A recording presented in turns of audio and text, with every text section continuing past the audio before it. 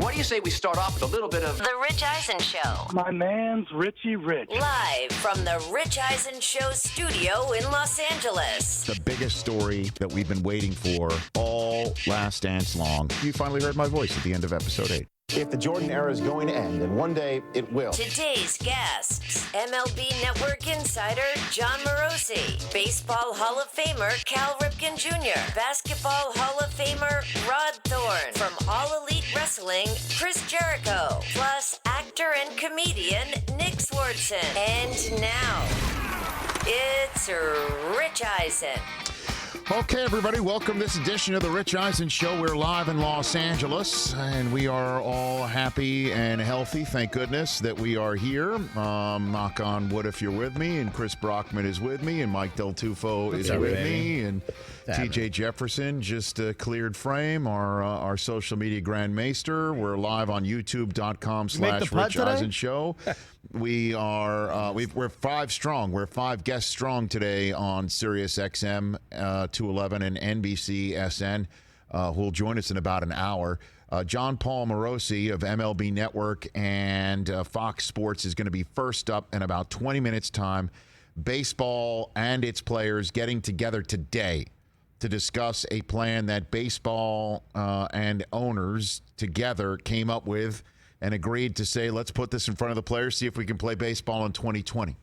Cal Ripken Jr., Baseball Hall of Famer, will be first up on the NBC SN show, and obviously we can talk to him a little bit of baseball. He's actually joining us to promote the Gordon Ramsay 24 Hours to Hell and Back show that's on Fox. All right. Tonight. Go figure that. But he'll be joining us. The rare, I guess, along with Nate Berkus on this program, the rare Nate Berkus to Cal Ripken Jr. to Gordon Ramsay covering 4-6-1 double play, I think, if you're scoring at home on Fox tonight. Man, I miss baseball that much. Dude, Rod Thorn's going to join us, a Basketball Hall of Fame executive. He's the one who drafted Michael Jordan. He's been the man he was at the side of Commissioner David Stern as the assistant, as the deputy commissioner of the NBA for all those years. He will be joining us as we go down the Last Dance wormhole. And if I'm not mistaken, Chris Jericho, like Nick Swardson's a fan of the Minnesota Vikings. Do I recall that when one of the all-time great wrestlers has been in this studio many times? We know Nick Swardson's a diehard Vikings fan. We know that. So that's the way we're rolling here today. And, you know, we knew these days would be coming. And we are here to provide a respite, to provide a break from the real world. But the real world, as we all know, comes crashing in. And the real world certainly is what is going to determine whether our toy department world of sports can return and live sports can return. And certainly, if we think that live sports is close to returning, how close can fans be back in the stadium? And I proffer to say that that's, as they say, the final reopening of the country and the world, is that fans would be allowed back in stands and fans would be comfortable going into a stadium, right? So the Premier League got the green light in the United Kingdom yesterday to start back on June 1st. We'll see how that runs. As we know, the UFC had its 249 event over the weekend, and we're all waiting with bated breath to hear how healthy everybody is emerging from that. NASCAR arrives in Darlington this week to see how it is going to get back into the left turn swing of things. We've got Bubba Wallace on the show on Friday in advance of that. And today, Dr. Anthony Fauci of the National Institute of Health testified from his own self-quarantine because he's been around the vice president, whose press secretary popped for coronavirus over the weekend. He told Lamar Alexander's Senate committee today. By the way, I believe this is the first congressional hearing that's been held during the pandemic, on the pandemic. He told the committee today, when Lamar Alexander, specifically the chairman, asked him, what would you tell the chancellor of the University of Tennessee? What would you tell that chancellor about the safety of inviting people back onto campus and public schools around the country welcoming millions of kids back into their hallways? What about the idea of some form of a vaccine or palliative that could be prepared to let these people back on campus? And Fauci's response to that was any concept of a vaccine or something that would be medically allowing all the students to feel safe on the spot was, quote unquote, a bridge too far. He did say that, if there's enough testing and contact tracing and there's enough testing on campus of the students, that you could rotate who in the student population gets tested every so often, that you could see who's got it, who doesn't, and who has it can be quarantined, and the concept of just living life with it and hoping that whoever gets it doesn't get somebody so completely sick that they die or be hospitalized for a long time. Look, we've gone through this. So in other words, it's not going to be completely 100% safe in time for this fall. And the reason why I bring it up here is that if there's no college campus activity, if students aren't back, then all the commissioners of all the Big Five conferences have said that there's not going to be a college football season unless there are students on campus. And then we'll have to see, does that mean 50%, 60%, 70% of the population of the campus? Would that be enough to hold college football? And then would you send your son into Mike Gundy's program thinking that he'll be safe? And I choose, obviously, the most extreme, just to make a point. The NBA is deciding what to do. Charles Barkley had some very definite ideas on this subject. Was this today, Chris, or was this yesterday? Might have been yesterday. Okay, on a radio TV show? I'm sorry. Yes. Dan Levitard, our friend in South Florida, had Charles Barkley on his program, and we talk about his comments now because they were very, as Barkley would be, straightforward. Listen, it's too dangerous. It's not safe. I don't know how they can make it safe. Everybody's talking about putting them in a bubble in Vegas and in Florida, but you can't put the hotel workers in a bubble. You can't people who work room service in a bubble, and people who work in the hotel. And I'm not sure players want to stay in a hotel for 2 straight months, because you can't leave the hotel to go out and get something to eat. You got to worry about the virus. So I said that I think it was 3 weeks ago, they should cancel the season. I mean, that's very extreme. Anybody who's involved with the association will tell you they took a major financial hit at the very outset of the season because of what was going on between the Republic of China and the association, and that they were already operating at a loss this season, and now to just cancel it would be particularly difficult. But the longer it goes without any sort of concept of when it can start, this idea that Charles forwards gains a lot of credence.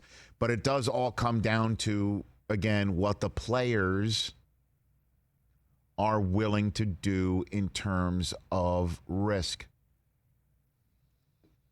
Hey, everybody wants to try it, I'm sure, but the question is when it comes down to it, with ownership and management saying we want to do it, and here's the ideas that we have to do it to keep you as safe as possible. It's up to what the players are willing to attempt and endure. We had Charlie Blackmon of the Colorado Rockies on the show yesterday, and I asked him point blank, because I'm hearing that Major League Baseball, and again, John Paul Morosi of Fox is going to be joining us, I'm told, in about a half an hour from now. And you can call us at 844-204-RICH, number to dial to have the conversation here. And again, I know, look, I'm I'm more apt to want to go down any sort of, wormhole that avoids the real world, because I think that's what we get a lot of people calling us up and saying, hey, this is, we enjoy you being on, but it's rubber meets road time for a lot of the summer sports, and certainly the fall winter sports that we're going to come to a culmination in a couple weeks. Time's running out. The old fail-safe point is about to hit. So we asked Charlie Blackmon yesterday, because I'm hearing baseball players are not willing to quarantine. They don't want to quarantine. They want to be able to go home to their wives and their kids. And that many people in management feel, and I'll be very honest with you here, don't think younger players are capable of quarantining. Here's what Charlie Blackmon, who is married, had to say on the subject of, I asked him point blank, would he be willing to quarantine for weeks and months in order to have a Major League Baseball 2020 playing season? Guys around the league work so hard to get here. If you were to say, hey, all we have to do to play baseball is quarantine, you're like, that's, I'm not batting an eye at that. That's, I'm quarantining right now. I mean, I'm doing everything I can do to stay healthy and safe and not spread this to my teammates. I mean, it's not something we haven't already been doing. I'm definitely prepared to do that. The interesting thing, again, is he's prepared to do it. How many of his colleagues can say, just like him, he's prepared to do it? And I would, if I am on Blackmon's team, trust him that he wouldn't do anything stupid to break whatever quarantine that would be had. I've been told that there are many in baseball that think the 22, 23, 24-year-olds who normally like to have a social life when they're on the road would not be willing to do it or able to do it. Wasn't that a concern among veteran NBA players? That's true, too. With their younger teammates? But Charles is right, too, that the world of quarantining, nothing's going to be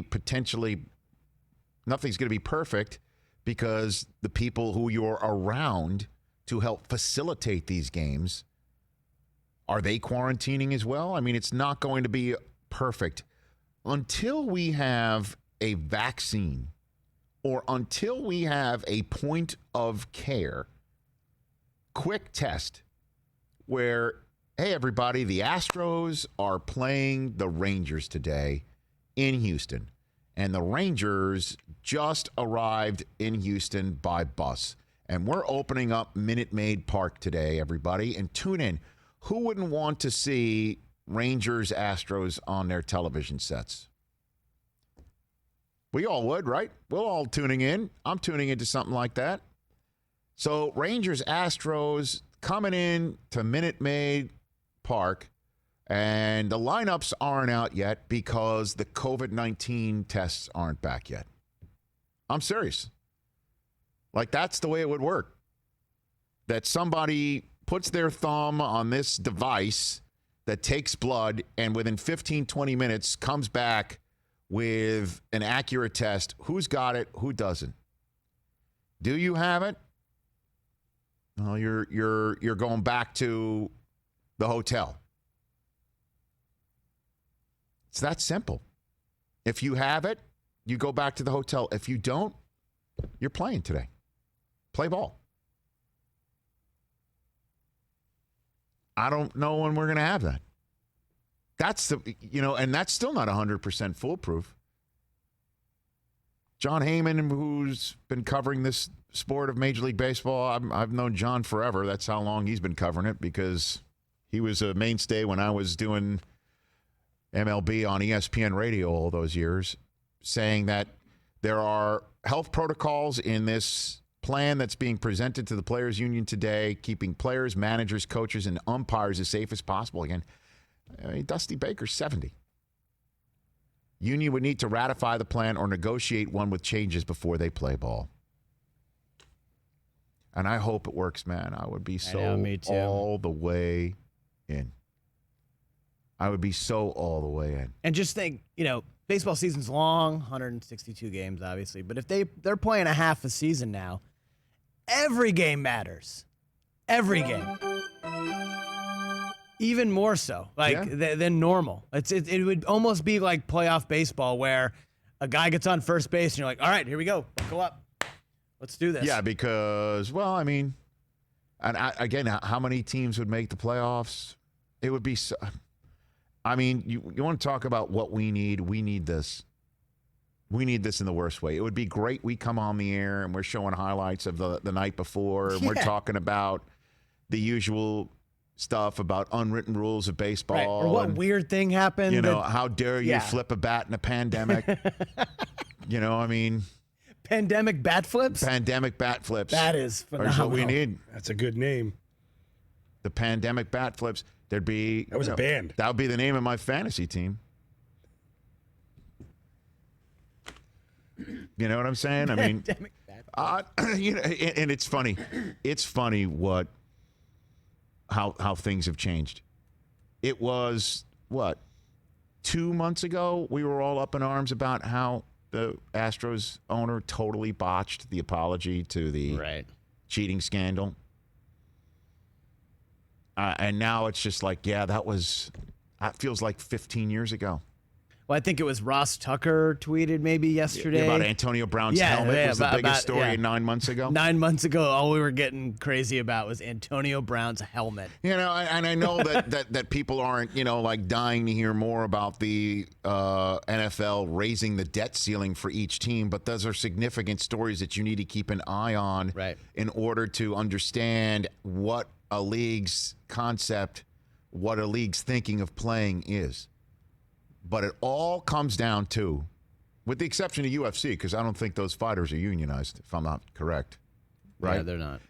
They are not. So it all comes down to what the players are willing to do when it comes to returning to hockey and baseball and basketball and football. And with college football, it really is what the student body, I guess, is going to do in terms of returning to campus for a college conference commissioner to say yay or nay. So, I mean, that's where we are here on the first Tuesday, or the second Tuesday in May, as we're just locked in on everything that we possibly can on television that's being replayed, going down the wormhole of what's old is new again. I mean, The Last Dance, we're talking about it with Rod Thorn today, and I can't wait to talk to him because I'll be talking to him about stuff that's somewhere between 25 to 30 years old as if it's 25 to 30 minutes old. And people might pick up on it and hear about some news. You know, there's things to ask Rod Thorn about. What would you want to know more from him? Oh, man. The Dream Team? Thing is, like, we kind of, there's been a Dream Team documentary we've all heard about. We've seen the practice footage. Right. We know how they just steamrolled through the Olympics that year. We know about the Reebok warm-ups with the flags draped over them. We kind of know all about that stuff. I think I'm super interested in Jordan's early years. Like, what he was like as that young guy.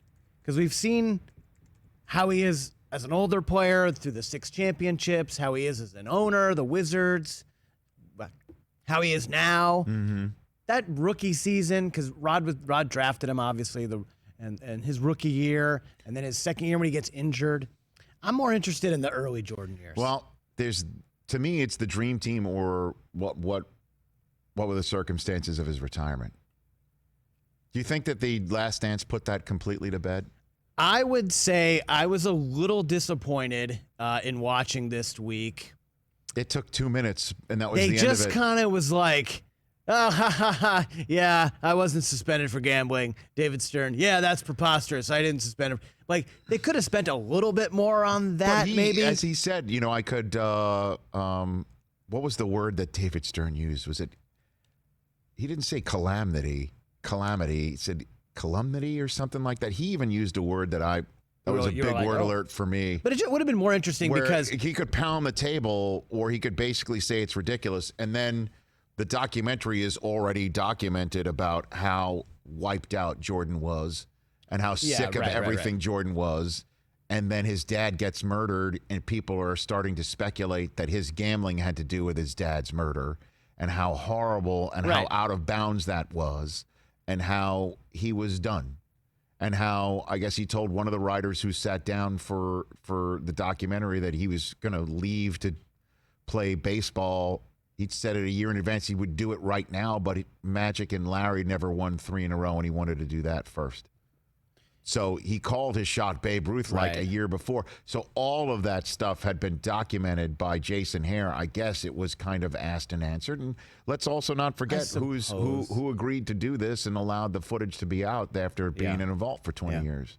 But there were a lot of newspaper columnists who started connecting these salacious dots with Jordan and gambling and his father. It would have been nice to have had one of them on camera to just kind of present their case. They just they didn't present the opposite side. It was just, they had that one writer who was like, so you're telling me David Stern, the biggest capitalist in sports I've ever met, is going to suspend his cash cow and devalue his entire league. And yes, that makes sense logically. That makes sense. That makes right. It makes total sense. But it would have been nice just to hear someone from the other side be like, well, wait a second.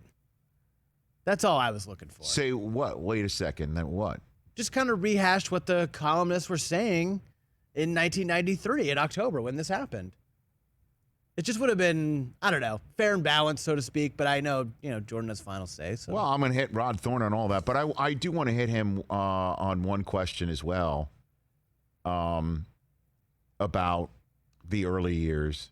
What if the Blazers had said, you know what, we do have Clyde, but this kid is so damn talented. We'll figure out a way for both of them to play together, and the Blazers took him second overall. Would Sam Bowie have been a Bull?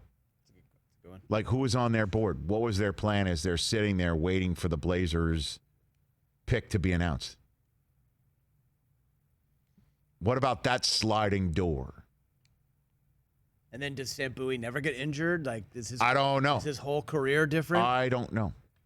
I'm just, what was their plan?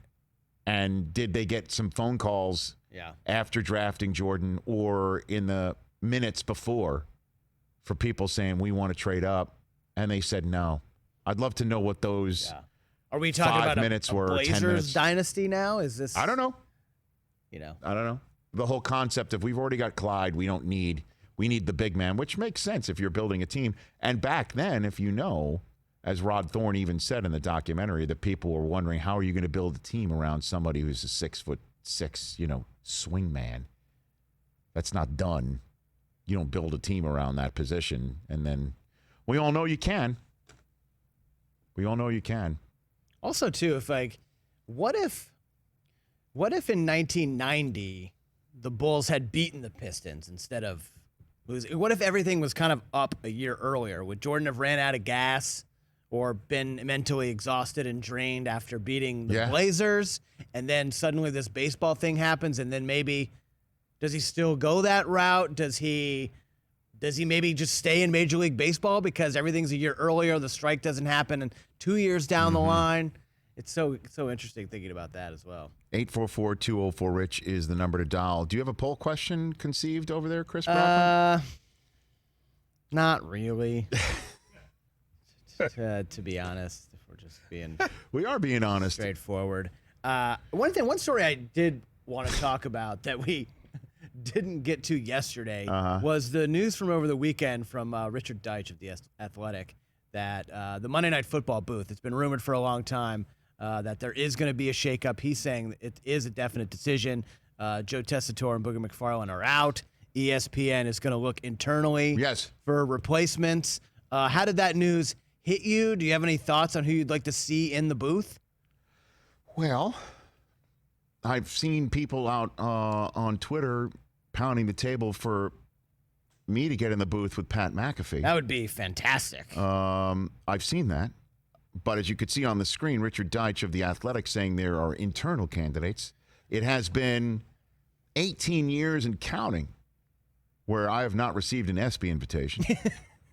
So this would get you one. I'm going to go out on a limb and say I am not an internal candidate. Yeah. That said, Kurt Warner does NFL Game Day Morning and Monday Night Football for Westwood One Radio. Right. So it's doable because, I am the host of NFL Game Day Morning, and that is Right. a first and foremost So you could. duty for me. You would. What if it's you and Kurt? You know what? The reality of the situation would be, it would be a great booth. And I'd love to do it with McAfee as well. Fun. I would, exactly. And I would be the, how do I put it? Vitamin-free broadcaster in the booth. Although, I would have my own nutrients and, Of course. Kale and spinach. Yeah. Right. Yeah, a lot of green juices. juices. Yeah. Yeah. Be fun. Not the other green. I have also seen that people would want, they've added on me and McAfee in the booth and the Pardon My Take guys as the sideline reporters. Oh, yes. fantastic. Yeah. Right. Yeah. That would be a broadcast that I don't know if ESPN would be into.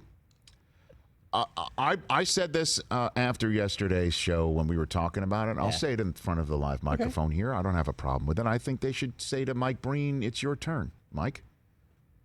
One of the voices of the NFL generation is our friend Joe Buck, Right. who's pretty much called. He said he's only called 10 Brady football games, maybe, or 15 football games. They've all been Super Bowls. Yeah. From the one in Jacksonville, where Deion Branch won the MVP, Right. to the 28-3 comeback. So Joe is somebody who's called now close to a half dozen Super Bowls for Fox. And he was once upon a time a baseball voice. Yeah. Why can't Mike Breen be the voice of the NBA Finals and Monday Night Football? In the same way that Al Michaels was a longtime voice of Monday Night Football and also did the NBA Finals for ABC for a few years before Breen took it. Yeah, Bob is known as a baseball guy, but he did NBA forever. Mike Breen is a fantastic broadcaster and a big voice broadcaster. I just don't know if, somebody scores a touchdown from deep, if bang would be the appropriate call, but I think Mike can adjust. Think so. It wouldn't be bad. It would be a terrific idea as far as I'm concerned. If you want to talk, you're looking internally for a big voice. Yeah. That's the person. And then obviously you can go in so many different directions for analysts. Yeah. Do you want, obviously we love Pat, but do you want someone with that type of personality in the booth, or do you want more, just personally, do you want to see more personality of an analyst in the booth is necessary. Kind of You've got Collinsworth to have a personality in the booth, but you have to have somebody who's knowledgeable. We're all coming to a game to watch the game. That's what we're coming for. It was so difficult for me for many years at ESPN to realize the general reason why people were tuning into SportsCenter was to find out what happened. And to keep them there, you keep them entertained. Not entertain them first to the expense of the information. Olbermann was the one who pounded that in me over and over and over again. And seeing The Last Dance this last weekend brought back some flashbacks for me with the first time that I ever went out on assignment for ESPN. The first time I was a SportsCenter anchor fort holder for a year plus. And I finally got out of Bristol for an assignment. They sent me for NBA 2 night. Remember the number 2 on a ESPN 2? NBA 2 night. They sent me to Boston to cover that Sonics team that we saw in The Last Dance. Oh. Okay? And that Sonics team that we saw in The Last Dance won like 60-some-odd games or was winning 60-some-odd games 64. or something like that. They were right? 64-18. And so I was there for several months, and I tried to get out, and I'm like, hey, send me out on assignment, will you please? And they did. And I went into Boston, and I met a longtime scout of the Celtics, Al Lewis, who played Grandpa Munster. I'm not kidding you, by the way. Okay. Grandpa Munster, Al Lewis, was a longtime NBA scout for the Celtics. That's a fact. All right, so Grandpa Munster, as we all know, was the judge in My Cousin Vinny, and we mentioned last week. And it was just bizarre. I'm just talking to Al Lewis, Grandpa Munster, underneath the basket as I'm watching the Sonics and the Celtics go at it. And then after the game, I was supposed to interview some of the Sonics for NBA Tonight. And I went into the Sonics locker room, and they all started coming back one by one, and they were looking as angry as anybody. I mean, they didn't look like they were having a good time at all. Carl, Gary Payton, Detlef Schrempf, they all had like a sneer. And I sat there and thought to myself, the reason why I'm telling the story is I sat there and thought to myself, what did I say on SportsCenter about these guys? That I was having my fun to try and be entertaining and being sarcastic all the time, as opposed to just telling you what the hell happened with a little bit of an edge to it. Sure. And that was a big, huge moment for me in my career where I realized what I'm saying into a microphone at 2:30 in the morning with nobody around me physically in Bristol, Connecticut. I mean, I felt socially distant on that job to begin with, literally socially distant, that I realized what I'm saying into a microphone, they're hearing in Seattle. By the way, not only live at 11:30 at night in Seattle, but all throughout the night and the next morning. So what I'm saying gets replayed 15 times. And I sat there thinking, is Gary Payton going to not talk to me because I said something, or he's going to remember or what I say? So put that all together, and you can have personality in the booth, but they also have to know what the hell they're talking about. Yeah. And do it. And Pat can do that. Pat can absolutely do that. As you know, Pat has advanced as a broadcaster in a significant way. I know he does a lot of stuff as quote-unquote fun, but he can be serious too, and certainly if they put him in the booth, he'll understand that and then get a nice role, and you got to have the announcer who can handle that sort of stuff. But clearly they're not going to go external.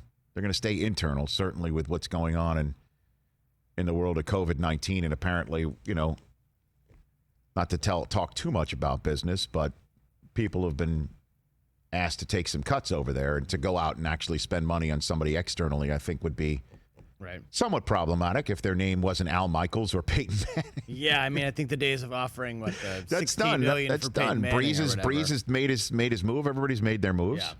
Romo's made his move, and so I mean, there's a ton of internal candidates there. Yeah, it'd be interesting to see. You hear Louis Riddick's name. You hear Louis Riddick's being thrown about. Steve Young would be great. Steve Young, Steve Levy too for play. Jesse Palmer. Yeah, is a guy who's got some broadcasting ability. Certainly calling games. He's got some NFL background. A little bit. Cup of coffee. Will they give him the rose? I don't even go in that direction for him. Handsome. I mean, I think that's. Well, he was the original Bachelor. You know that, right? I know. Was he the original Bachelor or the second Bachelor? He was very early on. 844-204-RICH is the number to dial here on the Rich Eisen Show. 2004. Say it again? He was the fifth Bachelor. Fifth Bachelor. Man, Harrison's been at it a long time. Oh, my God. He's a grinder. That Chris Harrison's been He really he's a grinder. Oh, man. Is Mr. Morosi on the phone here? Oh, yeah, looks like it. Excellent. JP Morosi of MLB Network and also Fox Sports, kind enough to call into the show. How are you, bud? Doing great, Rich. Greetings from Ann Arbor. Hope you and your family are doing great. We are. Hopefully you are as well, John. Hopefully you are as well. Let's get into it. Where do things currently stand as you and I are talking in the world of Major League Baseball and the idea of playing in 2020? Well, this is a big week. There's no question about that, Rich. That we saw yesterday reports the owners have approved a plan to return to play, and now the negotiating begins with the Players Union, and by all appearances, it's not going to be a quick one. It's going to be one that takes some time, and I think MLB realizes that there is about probably a month or so between now and when the rescheduled spring training would have to begin. And so that does give them some runway to negotiate the particulars of this with the union, but there already appears to be certainly a very strong difference of opinion between MLB and the union as it relates to compensation. And the separate question becomes, the public health equation and the safety of the players and their families, the testing bandwidth that's going to be required to get baseball operational during the course of this time. So there are a lot of variables. Competition's a big one, but there are many, many factors at play during what's going to be a very busy week. So let's walk through it. We had Charlie Blackman on our show yesterday, and he said, hey, I'll quarantine. What's the sense? Is this plan involving quarantine? What are the details of this plan in terms of the logistics of a season? Well, it's a great question, Rich. We don't know all the details as we speak right now, other than to say that the plan certainly includes multiple variations within it. And by that I mean that there is, at the outset, the rather optimistic view of being able to play in Major League stadiums in the respective Major League cities. But there also has to be the allocation for what transpires if there is a flare-up in cases, as many public health experts believe is likely at some point in time, that if that occurs, what then happens? Does the league shut down? Does the schedule get suspended? Or does that team then move to a different city and or a tighter quarantine where they are? Those questions are still out there. They have not been resolved. And candidly, even the health experts of our country don't know exactly what course this virus is going to take and what that means for what the safety guidelines will be in various and diverse states and cities across the country. So the plan has variations within it, as it should. And I think to Charlie Blackman's point, there are players who are comfortable quarantining, but there are others who may have wives who are due to give birth this year who are not comfortable with that. So I do believe at the end of the day, Rich, that a majority of players, if presented with information that says it's safe to play, will want to play, but this agreement has to include some allocation for those whose, again, family circumstances make playing a lot riskier and a lot less comfortable for them. And I think it's incumbent on both MLB and the union to find a way to take care of those players. Well, I've also heard from people in management who, and they love the players, but think that some players will not be quarantinable. That if you will, boys will be boys, and somebody will do something that you can't police at all. Essentially, is the concern. Forget about the adults who have wives and children. It's not feasible to quarantine everybody. John. Right, and I think to some extent, Rich, it's going to be dependent upon, first of all, whatever the restrictions are in that particular area. As we know, we've got 50 states, and there are a lot of different strategies being implemented right now, depending on where you are in the U.S. That will determine what is legal to do. But to your point, not everyone has been following the guidelines or even the law. So that is a variance that has to be allocated for, and the testing likely would occur, according to what experts say, probably not on a daily basis, but most certainly on a weekly basis. And even the weekly test obviously would require some bandwidth on the national stockpile of tests. And the commissioner, Rob Manfred, has said publicly from the outset, Rich, that he is not going to be comfortable bringing back the sport until he has been assured that the testing regimen required for baseball is not going to compromise the bandwidth that will take care of the public health for the rest of the country. So as much as baseball would love to be part of the healing process and be a place to come together as a nation to watch our national pastime every day, as badly as baseball wants that outcome, baseball also realizes the social responsibility that precedes all of that. John Morosi, MLB Network insider here on the Rich Eisen Show. Another thing that Charlie Blackman said to us is he said that when baseball and the union gets together, he hopes that the politics don't get in the way. I asked him what he meant by that. He talks money. He said money was the first thing out of his mouth. And then you just said that there appears to be already, even without a lot of details of this plan having leaked out or being known, you said at the top of our conversation about a divide between the union and the folks who are running the sport already. So are these issues connected, John? Well, I think the divide, first and foremost, economically speaking, is there. It's been reported widely that there's a difference of opinion. Tony Clark has made some comments already, the head of the union, about his view of the interim agreement that was struck in March. Now, the particulars of that are open to interpretation, and not surprisingly, they are being viewed differently by each side.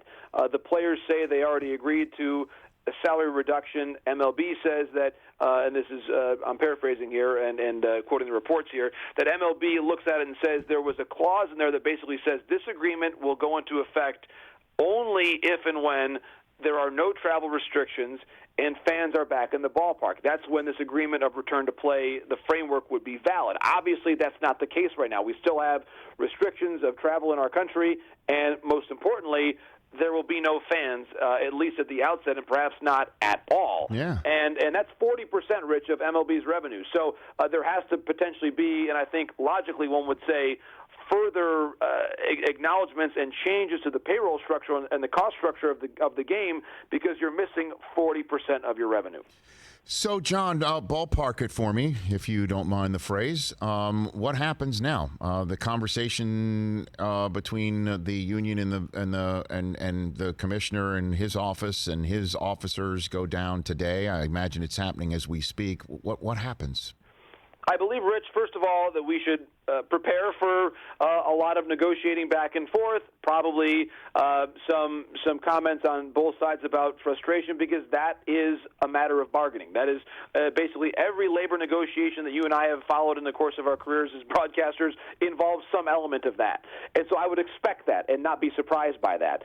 I do believe that at the end of the day, that both sides will realize the incredible importance in finding a way forward this year, and that there will be an agreement to return to play economically. Now, that's separate from the public health conversation, but that the economics of this, I believe, will be agreed upon. There is simply too much at stake to let economics be the reason you don't return to play. The public health questions are, frankly, so much more important in a broader sense that they could very easily on their own prevent baseball from coming back. But both sides realize they cannot let economics be the reason. I believe there will be an agreement.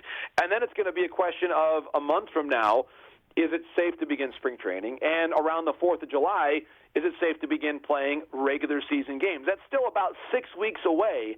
And you think back, Rich, 6 weeks ago, our country was in a very different spot. And so when you think about how much our country has changed in a very short amount of time, it's important to realize that the situation could evolve further in the next 6 weeks. And hopefully, I stress, it's in a positive way. Your wife's a doctor, right, John? She is, Rich, at your alma mater at the University of Michigan. So it's been both a trying time at home, but also one where the contribution of our family has been, without doubt, with what she does for a living, right. And certainly all supporting her. So what does she think?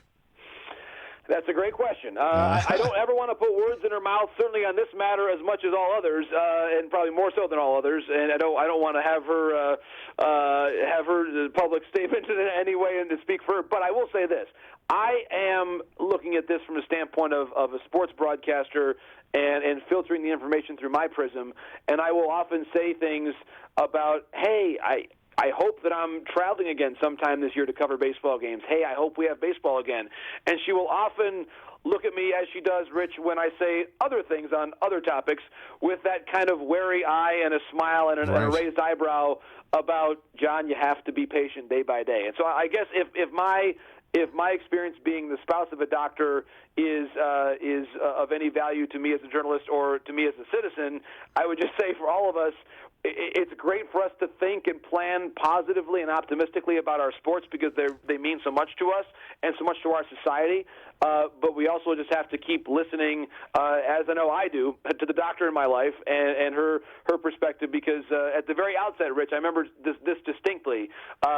She said basically, we all have to give the doctors a chance to help them save as many lives as possible. Right. And that certainly also involves staying home as much as we can still now, because we are not in any way out of the woods on this thing yet, and it's up to us to make sure that even if the first wave has passed in certain areas of our country, that if we're reckless, the second wave comes quickly. So I think we all just have to do our best as citizens to help the doctors save lives and just keep this going day by day and listen to the science that we get every single day. Well, John, I mean, look, it makes sense. I think maybe the only thing you're going to do is glove up, mask up, maybe drive down to, what is it? Is it called Comerica still? I'm sorry if I don't know that. Comerica Park. I mean, that's it. I mean, like that's... Well, and Rich, you're right. I mean, it's going to be different. It's going to be a different look for all of us. And I go back to Mark Wiedemeyer, a friend of mine who works now for the Kia Tigers in Korea, and he says, listen, John, we get our temperature checked every day. The support staff's all wearing masks. We've got no fans in the stands. But when the game is being played, it's still baseball, and we're really privileged and lucky to be there. And so I think if we keep, as a sports country and a sports society, if we maintain that level of appreciation and humility, that we have to do everything right in our lives, broadly speaking, in terms of social distancing and when we're at the grocery store wearing our masks and doing everything we're supposed to do, we have to do all those things right that will connect us to the things that we love. And if we do our part as citizens, then we've got a chance to have the Tigers and the Dodgers and everybody playing on TV for us to watch every night. But all of us are invested in that success, and I'm optimistic that we'll get there, but it involves continuing great citizenship by us all. John, thanks for the time. Thanks for the call. Best to your wife, and stay safe to your entire family. Thanks, Rich. Likewise, keep doing the great job you do on the show every day. Pal. Thanks so much. Thank you. That's John Morosi, JP Morosi of Fox Sports and MLB Network. You'd even have to think that maybe the ballpark would be the safest place for everybody, right? So if all 30 parks have been shut down, right, nobody's there, right, and you deep clean the hell out of it. Yep. And by the way, there, might be the first time there's been some deep cleaning in any of these facilities in quite some time, right? Yeah, probably. I got some ideas about the old Shea Stadium. The problem is right you now. have to do it every day, Rich. No, but if just to start. Yeah. You deep clean the whole facility. And then you come in and the clubhouse would have to be negative. Like the only thing you go back there for is to go to the bathroom or to steal a sign. I mean, I meant to go to the bathroom. And then that's the only thing. You can't go there. You can't, there's no gathering. The dugout would be shut down. Behind the dugout would be the spot where I guess you're 3 chairs apart, right? Would that be 6 feet in some places? Like if you're in row 1, seat 1 and then seat 4 would be, and you'd put the names on the backs of the chairs. So Aaron Judge sits here, and you have your own chair. The manager sits there. Yep. Okay, and everybody's in the stands, and the player grabs a bat. The bats are laid out and next to the chair or whatever. On deck circle will be fine. I don't know. I mean, but you can't. I'm serious. Like you can't grab somebody else's bat. No. You got right. Like your stuff is your stuff. Your glove is your glove. Your stuff is your stuff.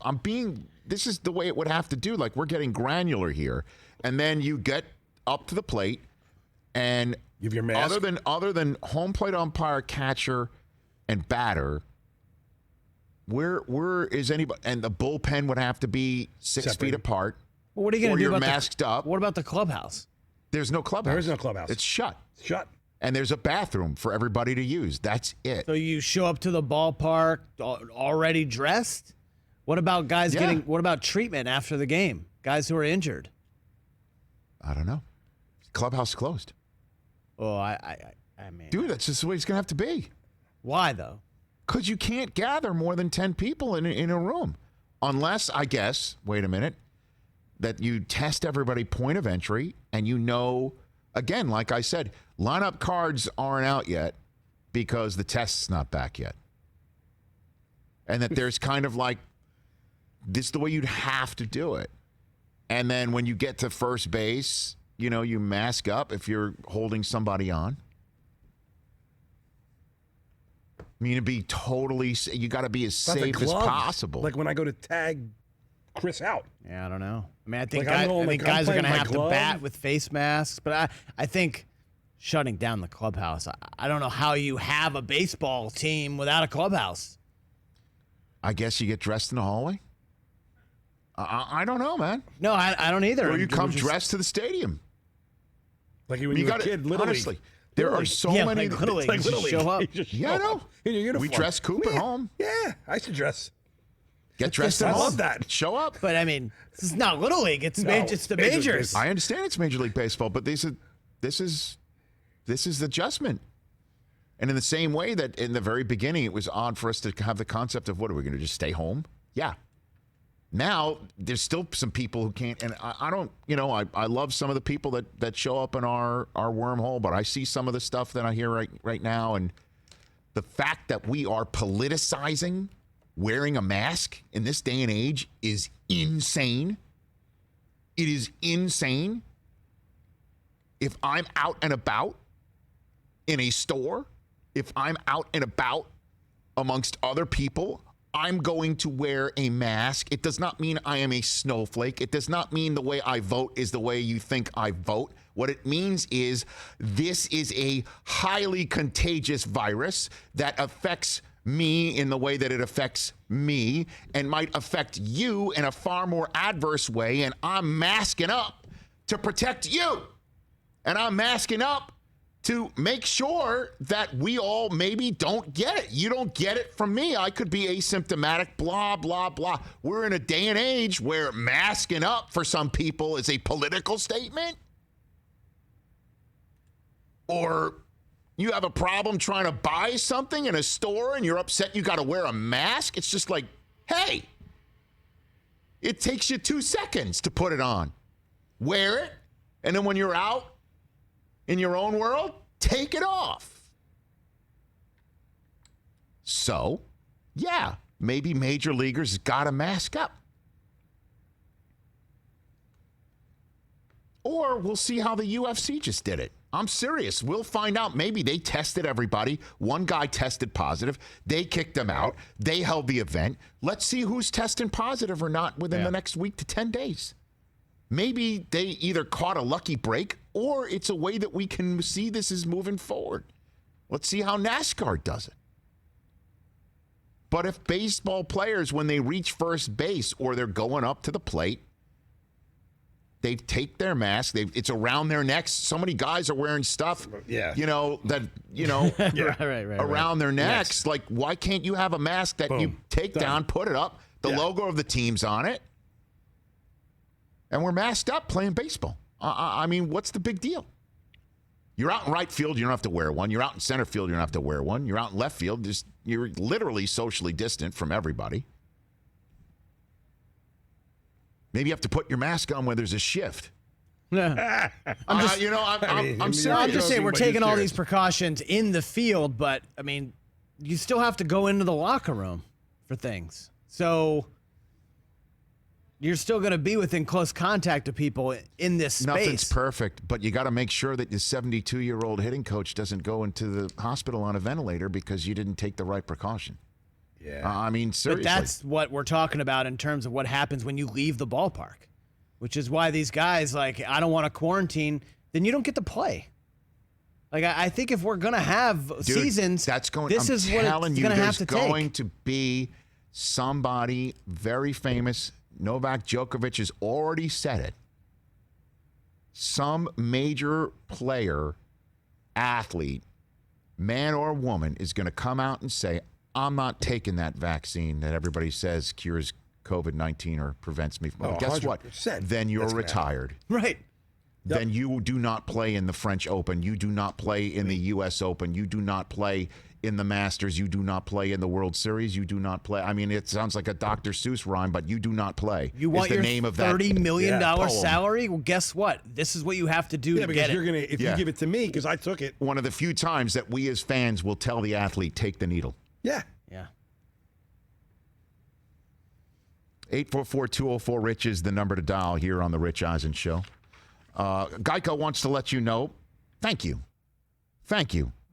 Because we know we're apart these days and sharing more. So Geico wants to say thanks for sharing your savage dance moves, for sharing your DIY haircut fails. Thanks for sharing your inner lip sync star. Now it's Geico's turn to share too with the Geico Give Back, a 15% credit on car and motorcycle policies for current and new customers. And because Geico's committed for the long haul, the 15% credit lasts your full term for a full policy term.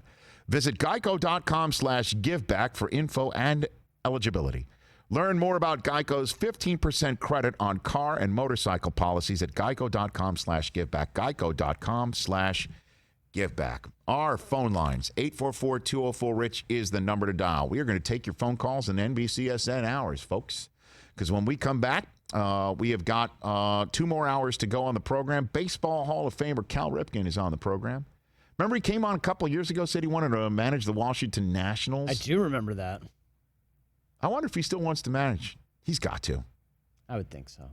Yeah, it's in his blood. His dad was Don't a you think? manager forever. Man, anybody wants to go back to baseball, I guess, when you hang with Gordon Ramsay for as much as he did. My kids love Gordon Ramsay. He's the best. Wait, really? When he They rips do. people apart, it's the best. Gosh, my kids love Oh, cooking he's the shows. best. They love cooking, and He's they so love good. him. He just They gets in. love Gordon He's Ramsay. the best. Oh, yeah, man. So, Cal Ripken is on a 2-hour episode that airs tonight on called Gordon Ramsay's 24 Hours to Hell and Back. And he's going to be coming on to talk about that. He launched a campaign to help feed children and families across the country during this pandemic. Look, there's Cal with Gordon Ramsay right there. Wow. That's quite a double play combination right there. Oh. Rod Thorn will join us. We're going to go down. Man, anytime we talk about The Last Dance, people love it. We see the metrics on our YouTube stream, youtube.com/Rich Eisen Show. The man who drafted Michael Jordan and who's been all over this documentary is going to join us in the back end of the next hour. And then Chris Jericho and Nick Swardson finish up our program. And then you're throughout at 844-204-RICH. That is the number to dial here on this edition of the Rich Eisen Show. We're on a very busy Tuesday. We thank you for joining us on youtube.com/Rich Eisen Show. If you want, stay right there on the stream. If you want to watch us, you can flip over to NBCSN. Of course, stay tuned to this Dan Patrick Radio Sirius XM 211 station.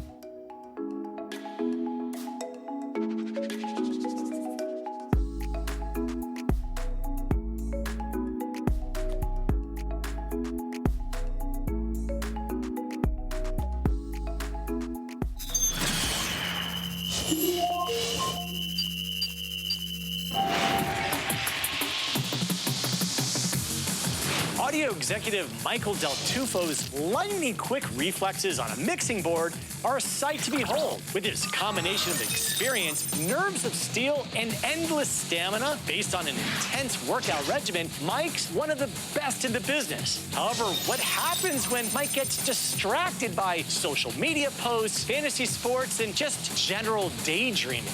At the Rich Eisen Studios, Soul and Science tests reveal that Del Tufo's delays in opening a mic or playing a soundbite can last anywhere from 3 to 6 seconds. Over a 3.5-year span, these daily delay lag times add up to an inconceivable 78 minutes of dead air for a national show. But when Del Tufo reconnects with his responsibilities, his adjustment speed is off the charts and almost inhuman. Mike's hand moves from his lap to the mixing board in an unthinkable speed of over 21 miles per hour. That's 5 times faster, he'd like to think, than the strike of a copperhead. His fast-twitch muscle fibers continue to amaze as his arm snaps up into the air to signal that it was my bad in just under 7/10 of a second. That's just under 8/10 of a second. It's no wonder that this man has an Emmy certificate sitting on his mantle at home, even though no one's actually seen an Emmy. I'm John Brinkus at the Rich Eisen Studios for Soul and Science.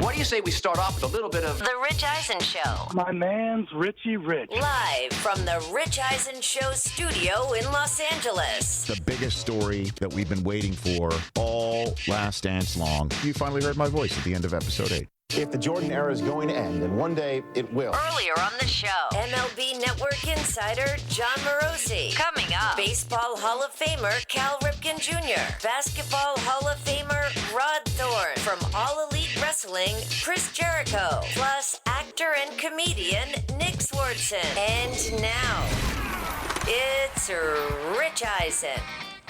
Well, hey, everybody. The Rich Eisen Show here live on a Tuesday in Los Angeles, California. We've got 4 guests still to come here on this program, and we say hello to our NBCSN friends every 1 to 3 Eastern. We are on the air Monday through Friday. Chris Brockman, my man across the way, Mike Del Tufo, my audio executive. Hey, Rich. Good to see you, gentlemen, here Good to today. see you, Rich. We've got, hey, look. Well, let's be honest with you. When the top NFL story is either the fact that the Jets did sign Frank Gore for just a little over $1 million on one hand, and the fact that the NFL is considering allowing teams to raise their debt limit, Right. based on the fact that we might be playing without fans this fall in the NFL. Look, that's where we're going to go down a little bit of a yesteryear wormhole. And our first guest today is Cal Ripken Jr., who is going to be joining us to be talking about his Iron Man performance with Gordon Ramsay on tonight's 24 Hours to Hell and Back on Fox. Yep, that's right. Cal Ripken Jr. spending time with Gordon Ramsay. The content I didn't know I needed. I know. Cal Ripken, one of my favorite people that I've gotten to meet over the years. He will be first up, and then we go down the Last Dance wormhole with Rod Thorn, the man who drafted Michael Jordan. The man who also apparently told Michael Jordan, you're on the dream team. You want to play in Barcelona? What do you think? And then the conversation that went back and forth, I still want a direct answer. Who told Isaiah Thomas he's not in? Or is he still waiting for the phone He's still call? waiting for the call. He's still waiting.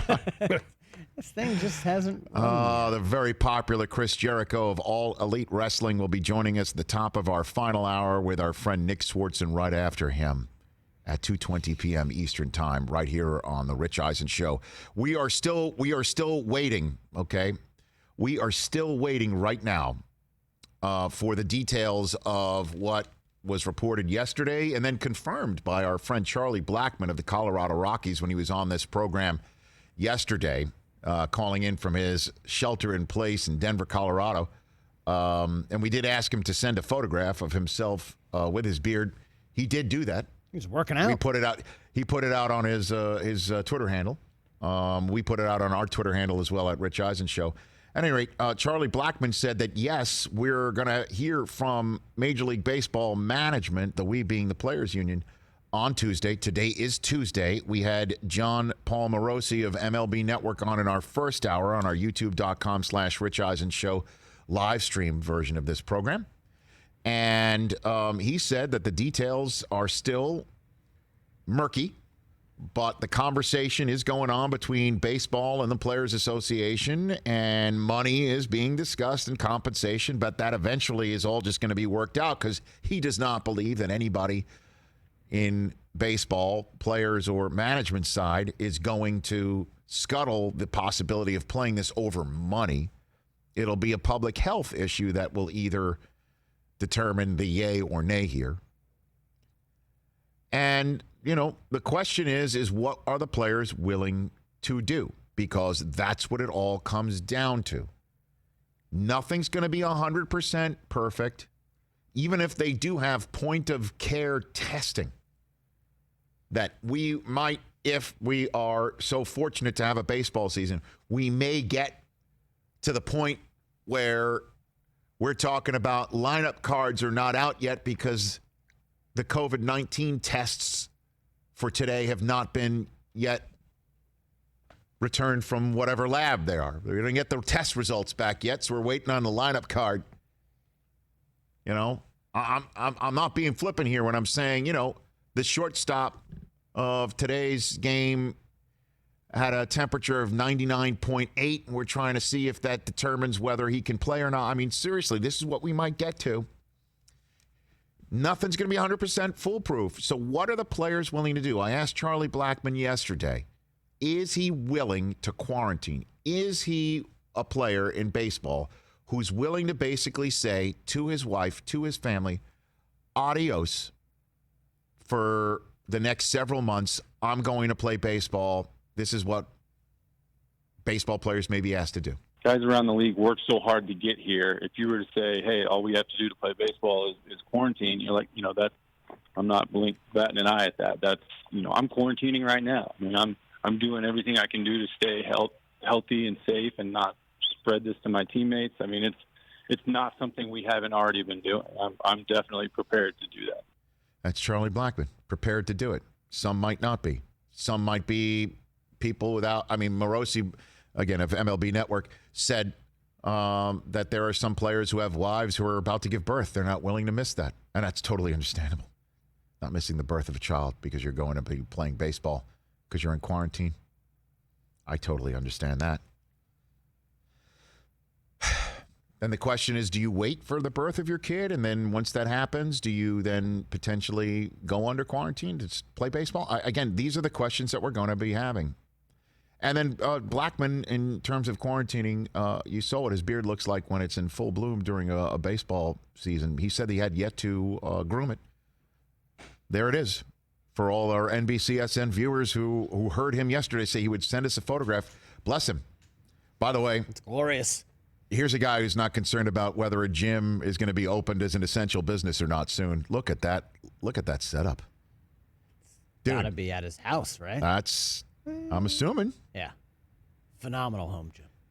I'll tell you what, man. When I was walking around, man. When I was walking around Deion Sanders' house, it was many amazing. moons ago, you were there.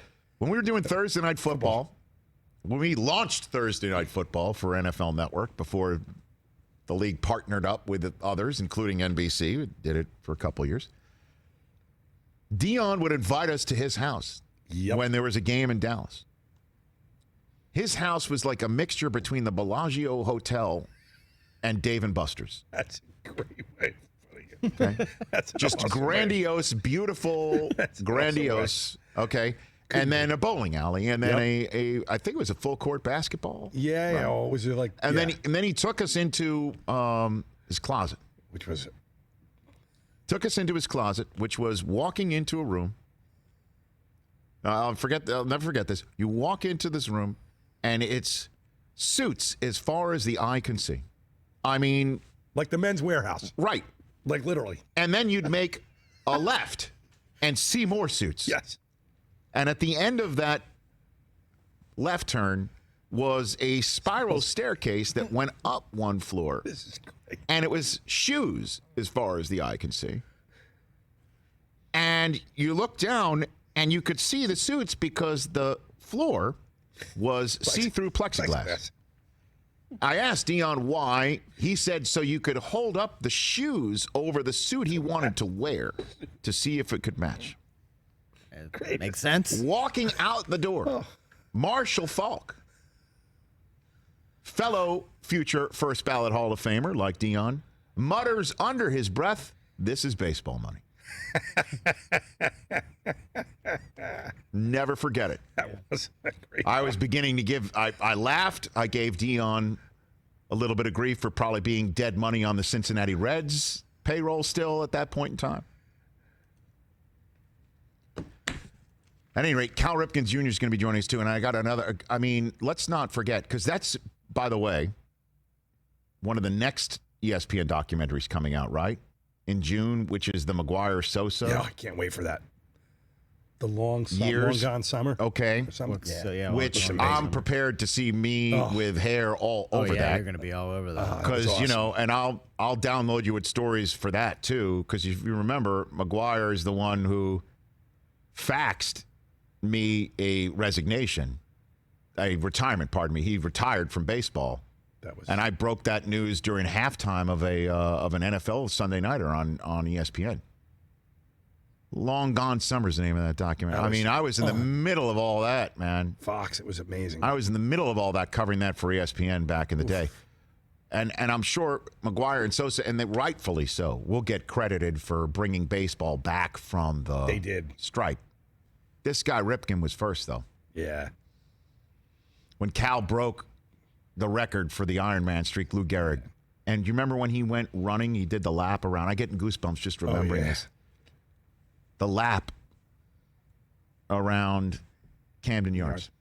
He had to be talked into doing it. I just watched MLB Network had a documentary about this on the other day, and I was just watching. Did he? Rafael Palmeiro and another Oriole teammate had to kind of force him out of the dugout to take the lap.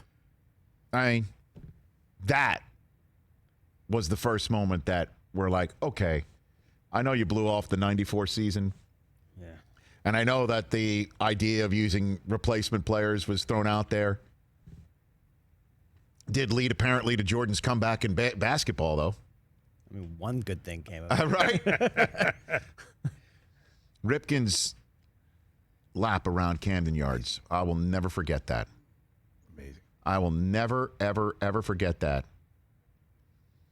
And just because I spent the spring of 95 in the D.C. area because that's where the Northwestern School of Journalism wrapped up. And I just remember being surrounded by O's fans and what it meant to everybody in that area, and then just seeing nationally. And then Cal retiring. Do I ask him about the cookie that Chan Ho Park threw him in the All-Star game? Yes, that's right. Yeah. I forgot about that. That was a cookie. It was. Now, when a cookie is served up in Major League Baseball, he still has to hit it. You still must hit said You cookie. still must hit it. Which is what we were talking about just a few months ago, even though it feels like 15 years ago when the baseball story du jour was the Astros cheating scandal.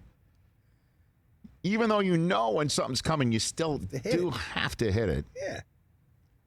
A third of the time. A third. Like I always say. Not even. Cal's going to be first up here. 1 out of 4. That's true. Here on the Rich Eisen Show. So Cal's going to be first up. Your phone calls at 844-204-RICH, number to dial. Let's take some phone calls here before we get to Cal's phone call. Let's get to Scott in Sacramento, California. Scott, you're here on the Rich Eisen Show. What's up, Scott? Hey, Rich. I'll be real quick. I am out, not in a hospital right now because my son is in there. My wife, one visitor at a time, of course. He's in surgery right now. And I just I called you guys up on YouTube just to clear my head. Mm-hmm. I don't even listen to sports talk radio that much, actually. I only listen to you guys because it just clears my head. Anyway, I fired it up, and lo and behold, you're in the middle of talking about how simple and unpolitical it is to put on a mask. My son has a lung issue and is in surgery right now. For anybody listening who's too proud or whatever, or it's political, their issue is with not just throwing a stupid mask on, for Christ's sake. What is wrong with you?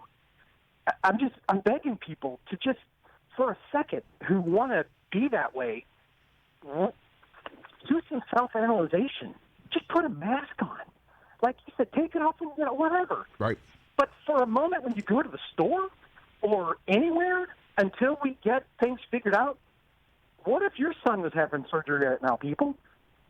And I just I've never called anywhere. I just wanted to say what timing that was to hear that at that moment. And thank you for diving into that, which I know for talk shows is a tough thing to be getting into. And it's risky. And I thank you. Well, look, first of all, I can hear the emotion in your voice. So let me just say this, Scott. I'm hoping only for the best for your son and your family. And I know this is obviously a very difficult time. And in terms of the timing, I know you're saying thank you, but I wish we were, going down more of a sports, memory lane, or just to maybe let you take your mind off of this stuff instead of getting you all riled up. That's number one. But yeah, there you go. Just take a breath and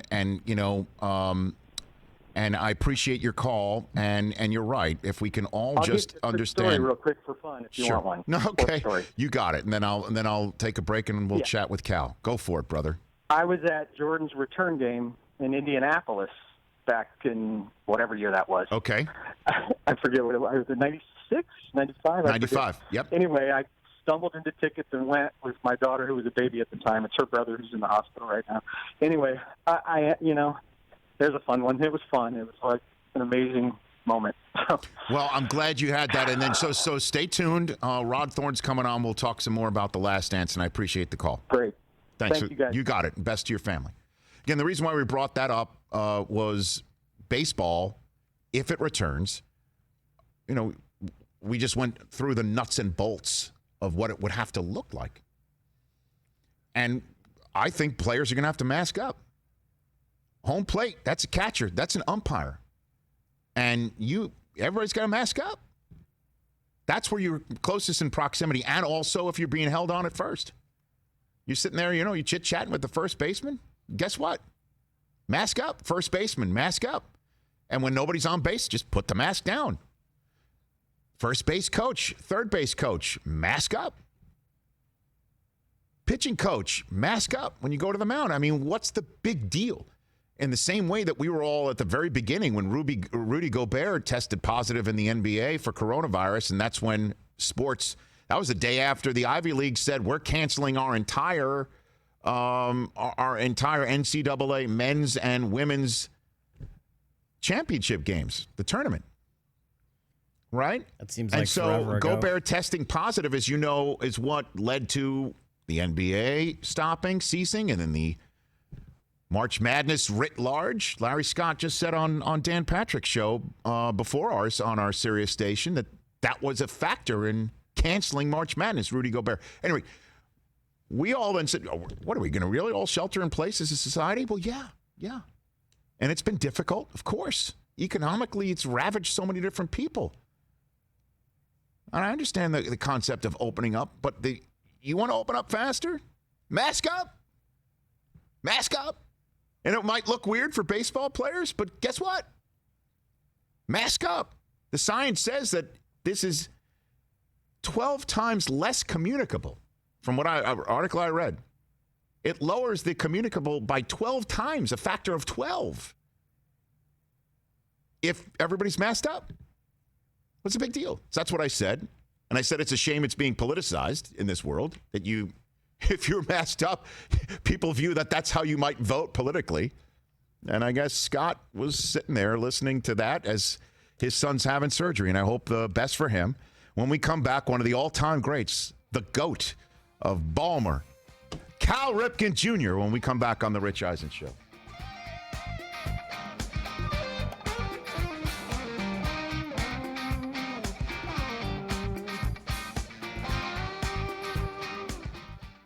Things you don't know you're going to talk about when you come to work. Yeah, Let's take another phone call here on the Rich Eisen Show. Let's go to Ty in Missouri. He's been waiting the longest. What's up, Ty? What's up? I have 3 questions for you, Rich. What's up, brother? How you been?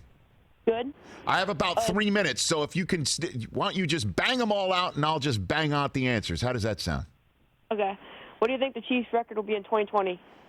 12-4. Okay. What did you think about the idea of the backup quarterbacks that Andy Reid and Brett Veach got with Jordan Ta'amu and Shea Patterson? Well, I just think, again, Ty, if you need somebody to play quarterback, it's better to get someone from the University of Michigan. Yeah. Chad Henne and Shea Patterson is there. If they signed Denard Robinson, there's a conspiracy theory. What else you got? Think the Chiefs could go for someone like a Jadeveon Clowney in that defense? Well, I mean, how many more yachts can you water ski behind, my man? I mean, like, I just don't know.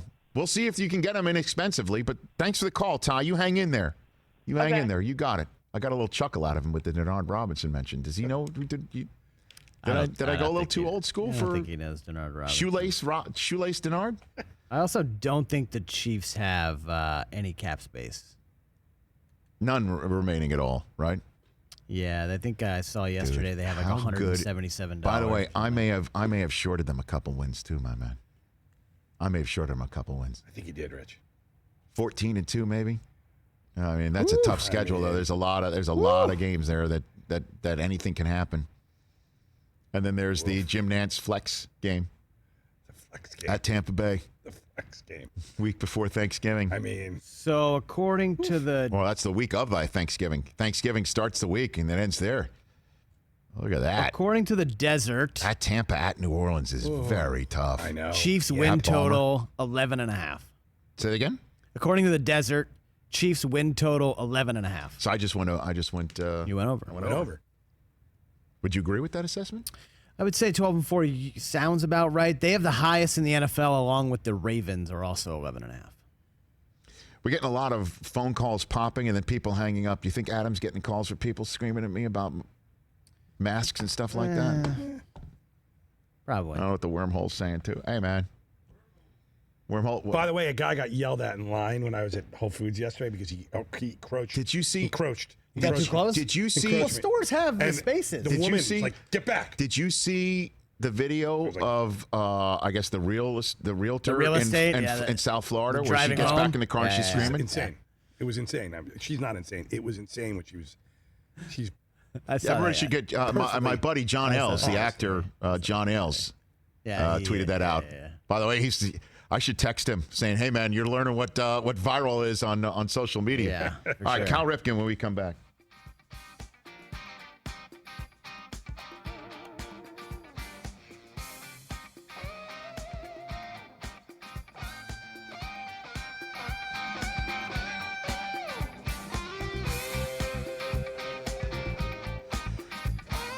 Rich Eisen Show live on a Tuesday. Our phone lines are lit. We'll take the calls as we're waiting on Cal Ripken Jr. to phone into the program before Rod Thorn does. Very busy show what we have here on a Tuesday, which we're thrilled about. Our friend Nathan in Los Angeles has been waiting a while, so let's take Nathan's call. That's line 2 for those scoring at home. Nathan, you there?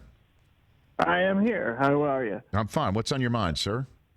I was listening to your discussion about possible commentators in ESPN, and I had a couple of thoughts, one on the color and one on the lead. Yeah. I don't want to go PC about it. I'm not trying to make it sound that way, but why not offer lead commentator to either Susie Colbert or perhaps Wendy Nix?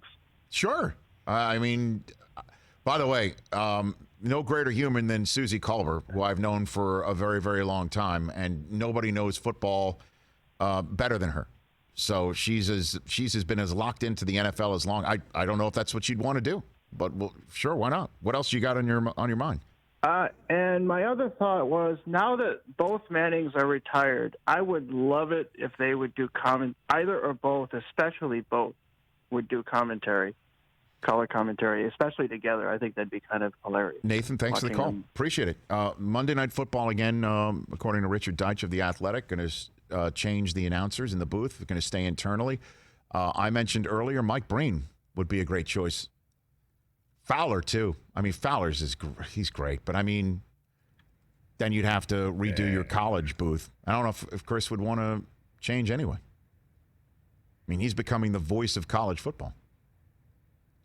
So, but Breen would be a terrific choice, I think. Mike Breen is an amazing announcer. He's a big game voice, and you need a big game voice on Monday Night Football. Yeah, no doubt. You know? Let's go to Michael in Georgia. You're here on the Rich Eisen Show. What's up, Michael? Hey, how's it going, sir? What's going on in your mind? Just fine. I'd like to know what you would think about, since Dak is asking for close to $40 million, how about trading Dak and signing Cam Newton? Okay. What do you got against Dak wanting that much money? I just feel like that would handicap the team down the road, you know, and enabling them to sign other players around him. You know, what we have is a good news. I like Dak, but $40 million is too much to pay him, and he's now a top 5 quarterback. Thanks for the call, Michael. I appreciate that. That would be a radical choice. Let's put it that way. Certainly when you've already got Andy Dalton sitting right there. I do love Cameron Newton. And whoever signs Cam Newton, if healthy, is going to get somebody with a monster chip on his shoulder and the best font game in the National Football League to communicate it to everybody that he is coming for them. And if I'm owning an NFL team and I can figure out if Cam is healthy, I am all in. He's 30. He'll be 31. 31 yesterday. I get it. His birthday was 31. yesterday. Happy birthday, Cameron. Happy birthday to you, sir. I am going to be all in on him. Why not, indeed? The only reason why teams might not be in on him right now is because if it works, he'll be pretty damn expensive, and they might not want to go in that direction, and they don't want to take the risk in this world right now that he's not healthy. I'm imagining that's the reason why. There's no other reason. Guy's as talented as they come, and he's still 31. Look how everybody's performing at age 38, 39. All that said, Chris, I mean, let's look at the last few Super Bowl winners, shall we? Who's had a quarterback that has have we had anybody in that $30 to $40 million range who's won a Super Bowl? Because Brady was giving the hometown discounts, right? Right. So I saw who has been the one to hit the mega contract? Zero. Because you look at your last Super Bowl champions and Patrick Mahomes' first contract, right? Yep. And you keep going back, and you've got guys like Brady, Nick Foles. Even Wentz, in the year that Foles won it, was still in his first contract. Yeah, Peyton Manning, I don't know what he was making. But he wasn't making like that year. $35 million a year. This is going to bust up your salary cap type stuff. No, and of course, Brady before that, Russell Wilson on a rookie contract. Joe Flacco got paid after the fact, after they won the Super Bowl. Eli Manning might have been our last, might have been the highest paid quarterback to win a Super Bowl. We have yet to see somebody who's making the monster contracts, the $30 million plus, the 20. I guess Garoppolo would have been the first at $25 million a year, and he connected with Emmanuel Sanders a few months ago. That's a good price for. Right, I know. I mean, we've yet to see that. Usually, it's the let's win in the first contract of the guy that we've just drafted at the top, or that we struck gold with. I mean, Russell Wilson won it in his first go round of his contract. Right. So I totally understand where fans would be coming like you're gonna hamstring our cap. Well, if you take a look down the road at how much bigger this cap is going to be, it's not going to eat up that much significant space if you are smart about it in other areas, and you do it soon. I would always sign it sooner rather than later. Because if you don't sign Dak, if you just franchise him, and he takes, let's just say he takes a little bit of the Kirk Cousins route, which, by the way, would be advisable. Yeah, I mean, the way that Kirk Cousins, he's been the Darrelle Revis of quarterbacks, paid like a baseball player, right? That if you do, so I understand that you can look at it that way if you're a Cowboy fan, but Dak had an incredible year last year. And if I'm the Cowboys, I would sign Dak now to a long-term deal before Deshaun Watson and Mahomes go. And you could sit here and say, well, then Dak doesn't deserve that much money. Oh, yeah? Well, you know, Dak's won as many playoff games as Deshaun Watson. 844-204-RICH is the number to dial. Let's go to Anthony in New Jersey. You're here on the Rich Eisen Show. What's up, Anthony? Hey, Rich. How you doing? Love the show. Thanks. Really appreciate it. Just wanted to say that I was talking to your screen caller and just watching the Last Dance.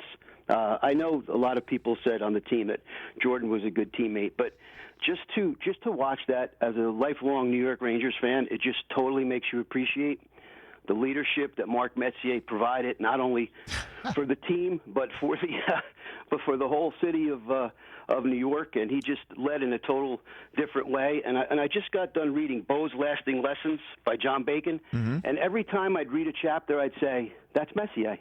That's Messier. That's how Messier led." Now I realize Jordan produced results, but you know, Messier in a different way also won 6 Stanley Cups, and like I pointed out to your screen caller, You know, Messier won 2 Stanley Cups without Gretzky. Gretzky won 0 Stanley Cups without Messier.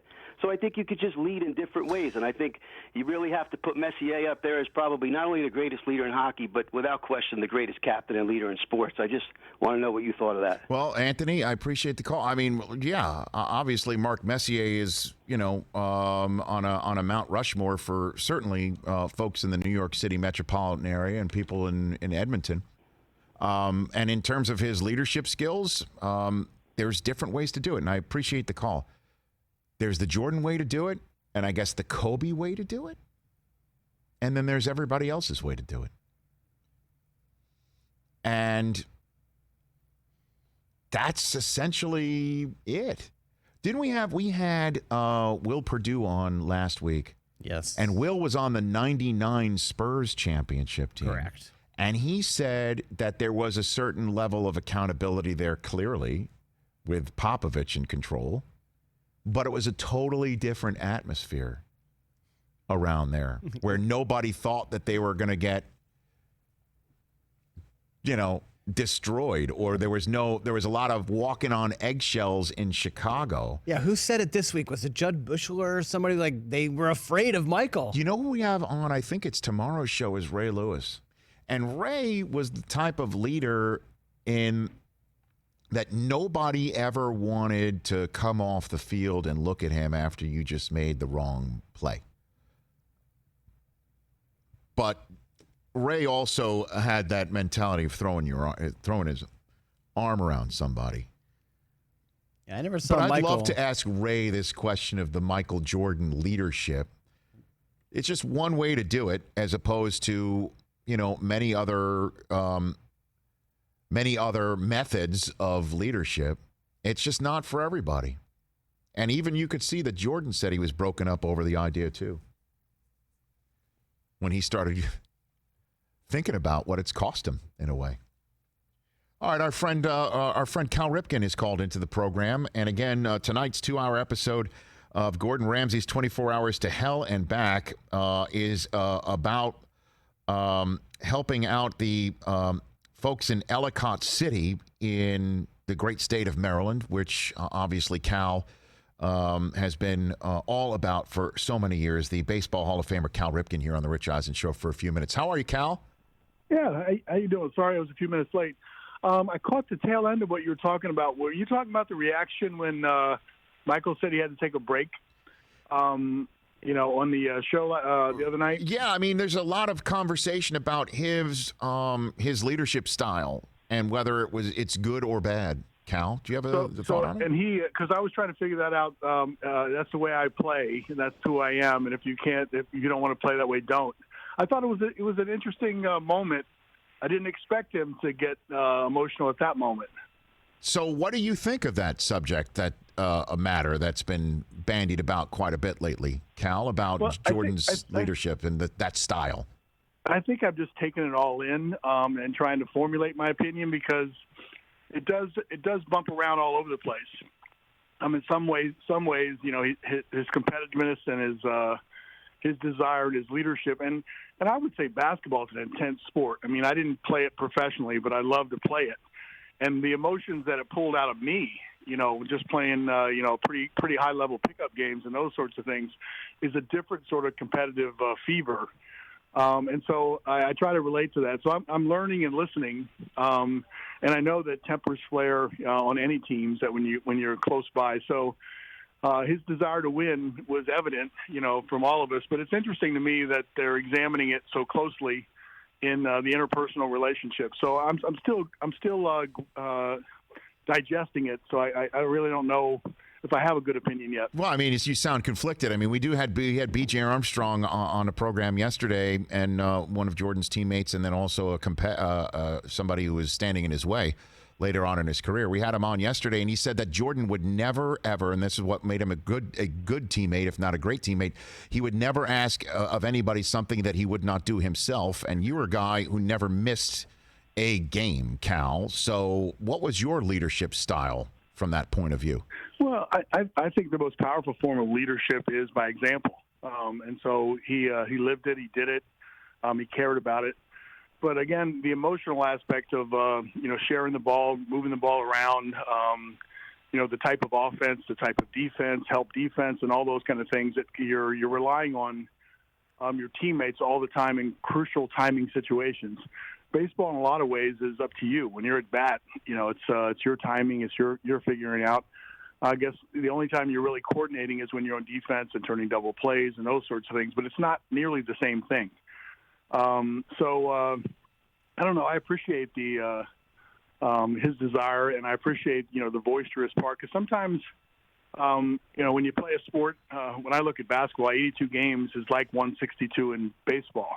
I mean, it's a long season, a long schedule, and the hardest part about playing every single day is your individual motivation, and sometimes that comes and goes. You have to force yourself, to maybe to kick yourself in the tail, and sometimes you got to kick some other people in the tail. They got to kick you in the tail. It's just part of being on a team. So it seems like Michael kicked a lot of people in the tail. Yeah, he certainly did. Cal Ripken Jr. here on the Rich Eisen Show, and I know we have a limited amount of time here with you. So speaking of kicking people in the tail, Gordon Ramsay does exactly that. How did you get hooked up with him and what you did for the good folks in Ellicott City in Maryland after not one but two massive floods that overrun the town? It was such an easy thing for me.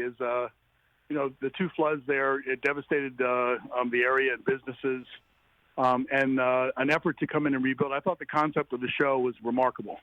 I'm a Gordon Ramsay fan. I follow him a little bit. I like to cook, so I watch different cooking shows from time to time. So I was familiar with him. It was interesting to me is he's a big guy. When he came in, I first met him, we started talking. He's got a presence about him. Yes, he does. And that presence that he brings to the table in a team situation in what he does or in a project like this really matters to everyone around. So he's one of those leaders that he doesn't have to demand the attention, but he gets it. Cal Ripken Jr. here on the Rich Eisen Show again at 8 Eastern on Fox tonight. He'll be part of that 2-hour episode about helping the community rebuild in Ellicott City, Maryland. So much of a conversation going on about the 2020 season, Cal, and obviously you're just like the rest of us sitting around waiting to see what can happen. We were talking earlier about the nuts and bolts of actually having something this season and how it would work and how clearly having a clubhouse might be verboten. Can you have a season without a clubhouse in Major League Baseball, Cal? It would take us back to our amateur days. Yeah, right. Where you're driving in a car and you're going up and playing, you get in your car and you go home. All those things can be worked around, and because the real competition starts when you're facing the pitcher on the mound and you get into situations you're trying to win a game. And I think all of the natural instincts of all the athletes kick in at such a high level, where it's not that they're blocking out any fan participation and all that, because there's nothing like having that element, that environment. That's the difference in playing in the minor leagues a lot of times in front of hardly anybody, and then coming to the big leagues, you got to make an adjustment to the to that level. But I think everyone will adjust. The leadership and the camaraderie and the talking baseball, in some ways, when I go into a locker room after the game now, and it's not too often, 10 minutes after the game, everybody's gone. They go their separate ways. They're in and out. I know they're at the ballpark earlier than we used to be. But there used to be a lot of us that sat around and talked about the game and tried to learn from the situations and just kind of get it out of our system so we can apply, a fresh new day. So I don't know what the clubhouse camaraderie is. To me, chemistry and camaraderie is built out there on the field, and it's built with your successes in the eighth inning, executing a bunt play, holding a guy on, throwing a guy out, stealing, preserving a win with a double play. I think all those confidences are made mostly out on the field. But it'll be different, but I think everybody will respond to the challenge that's put before them. Yeah, I'm not being facetious. Like, literally, some players might have to show up in their uniforms like they did for Pony Baseball. Like, truly. Well, have you heard the story about Brady Anderson when he lived downtown in Baltimore?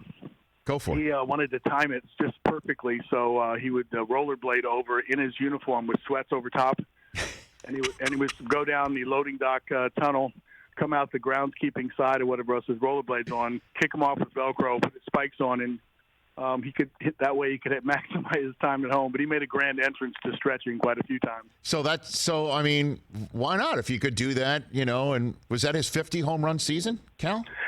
I think Brady was always doing something that involved physical skill or his obsession with hockey at one point, ice hockey in the off season, tennis. He'd come back standing on a physio ball and squatting 2 big plates, just to show that what he'd worked on during the off season. So I would imagine that might have been in his 50 home run year because he was a free spirit anyway. I bet. But I think in that year, he probably could have done anything, and we would have said that was great. Cal, appreciate the time, man. Let's do this again. Maybe in a couple weeks down the road. Just catch up and just go down a little bit more memory lane because, as you know, folks are nostalgic for the days of yore, or just for people like yourself telling stories. And I'd love to avail myself of that if you're willing. I'd love to. I got on Twitter here recently, and I was hesitant, and I've been enjoying being able to communicate some of the old stories and some of the times that have happened. I'm pleasantly surprised. I thought you had to be extroverted to have some sort of success in that, but I like the platform to being able to communicate. Okay. On many levels. You know what you sound like, Cal? You sound like you're new to Twitter when you say stuff like that. Oh, I am, definitely. Just you wait. There can't be Cal Ripken Jr. trolls. There just can't be. I hope not. Oh, my gosh. Don't tell me what a troll is right now. I can kind of imagine what it is. Cal, let's talk off air. Let's talk offline. We'll connect, and I look forward to the next time we could do it on this show. Yep, same here, Rich. Thank you. You got it. That's at Cal Ripken Jr. on Twitter. The millennial Cal out there tweeting. Let's take a break. Rod Thorn, when we come back, talking about The Last Dance here on The Rich Eisen Show.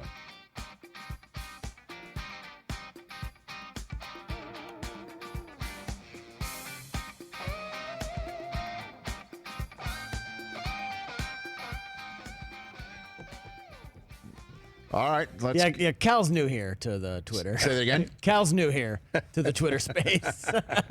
At Cal Ripken Jr. God bless him. People can't be trolling Cal Ripken Jr. Well, he only has 38 tweets. It sounds like he started in March. It looked like he signed up, so he's new to the space. Let's take our friend Wyatt in Wisconsin. Wyatt, you there? Can we take his phone call? Wyatt, you there? Yup. Can you hear me? Wyatt, you're a 14-year-old in Wisconsin, right? Yup. You've been calling a lot lately, Wyatt, which I think is great. Do not take this in any way, shape, or form other than to say it's great to hear from you. Are you about to all due as respect, Wyatt? I'm about. I was just. I mean, don't you have school, Wyatt? I finished school at 12:30. Okay. So this is perfect. You can just finish school and then pop on this show and take it in and call in. Yep. You know what I'd like to do, Wyatt? I'd like you to hook me up with your teacher so you can get credit for this. For real? Why not? You just made Wyatt's day. Wyatt, let's do this. Let's do this. When you hang up, okay, you can give your, how do we do this? Let's get Wyatt's teacher involved in this here. I can message him right now on Google Hangouts. You should message your teacher and say, I've been calling the Rich Eisen Show after school. How do I get credit for this? Rich would like to get credit. How does that sound? That sounds awesome. Hey, Wyatt, I don't know if this is going to work, okay? I can't, I can only... Yeah, this is like you being I'll write your teacher a note. I can lead your this. teacher to this water, but I cannot make your teacher drink, if that makes any sense. Yeah. Okay. Here, Google Hangouts. So I go on the Pat McAfee show too sometimes early in the morning. Oh my God. And he was getting a kick out of that. Okay. Well, Wyatt, I gotta have you call back, or if you want to put Wyatt on hold, we'll take him on hold a little bit later because we're going to be back on our NBCSN show, and Rod Thorn is going to be joining us. But we have to be more educational than Pat McAfee show, right? I don't know. Pat's. Well, look, I definitely probably have more fatherly advice, right. Being a father, and my dad never tied me to a post and kicked soccer balls at me as Pat's dad did to him, but we'll just leave it at that.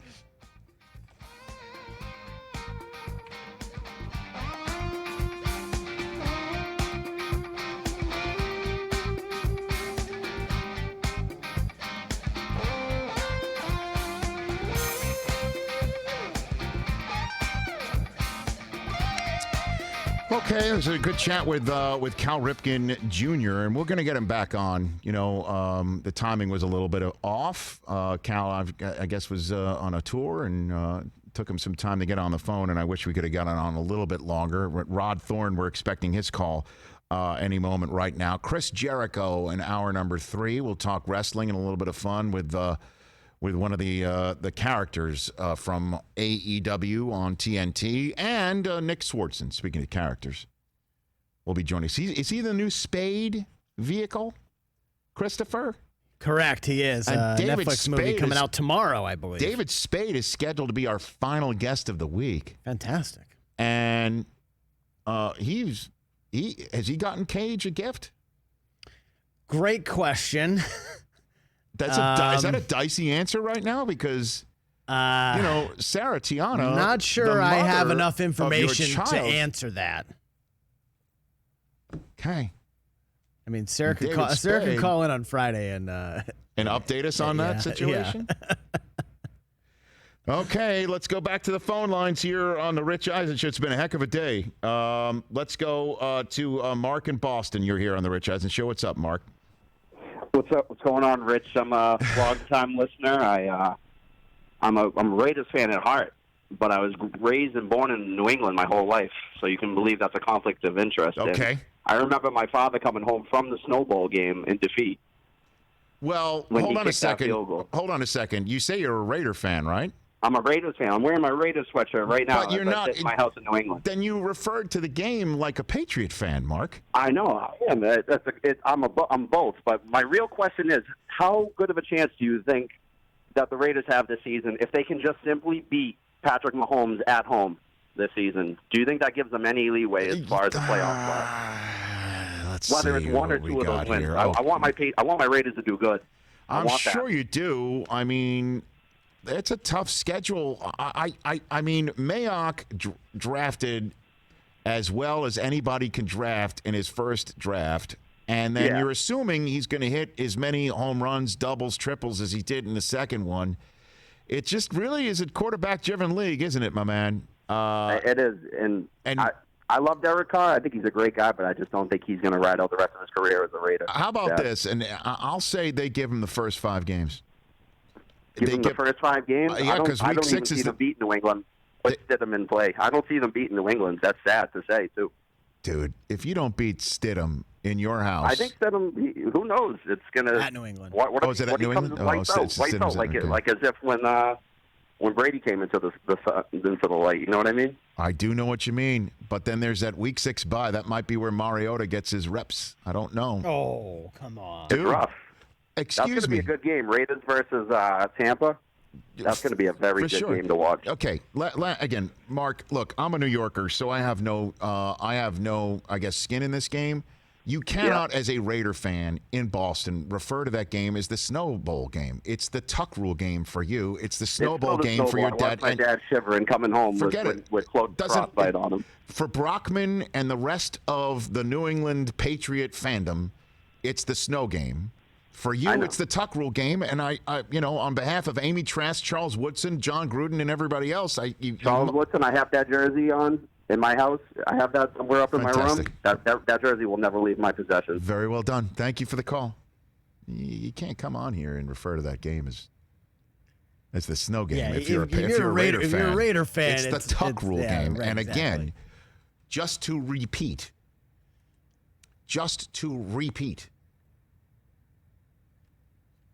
When you have the ball up here ready to throw, yes, and you take the ball down, there is no clearer indication that you no longer have an intention to throw than by tucking the ball. That is not part of a throwing motion. That is the clear indication to everyone with eyes and practices photosynthesis by breathing on the planet. Anyone who can fog up a mirror knows this motion means I no longer intend to throw. Pump faking. No, you're not. No. You're not. That's why they have since gotten rid of the Tuck Rule, because it added a gray area it didn't remove it, which is what Mike Pereira, then the head of NFL refs, told me every single time I brought it up with him on the official review segment that I used to do with him on NFL Total Access on NFL Network every week. Okay? It's the most properly interpreted rule in NFL history. So there's that. By the way, Rod Thorn is either going to join us at the end of this program or at a later date. Gotcha. So you made a noise when I said that the bye week would be for Mariota to take the reps. Yes. Let me tell you something, Chris. The writing is on the wall in Las Vegas, Nevada. Okay? Is it on a signpost? Everybody should. Yeah, no, there is no signpost or plaque or statue for Mo Green. Okay? Right? And there is no plaque or signpost or anything for Derek Carr there right now. Tell you what, man. But right after that bye week, you're home for the entire country to tune in to Tom Brady. And if Carr goes into that bye week with a record of 1-4, you're not going to have Marcus Mariota make his first start of the season against Tom Brady. Yes, you are. The Bucs are going to be 6-0 at that point. 16-0, man. Thank you. Oh, all you have to do, we had Mayock on this program talking about Mariota, and he pointed out how many coach general manager combinations have out there in the old Google and the old YouTube. Anyone who's sitting on our stream right now, youtube.com/Rich Eisen Show, after the show, obviously not now, just go and Google Gruden, Mariota, Mayock, Mariota. It's sitting out there. Their evaluations, they were both on television.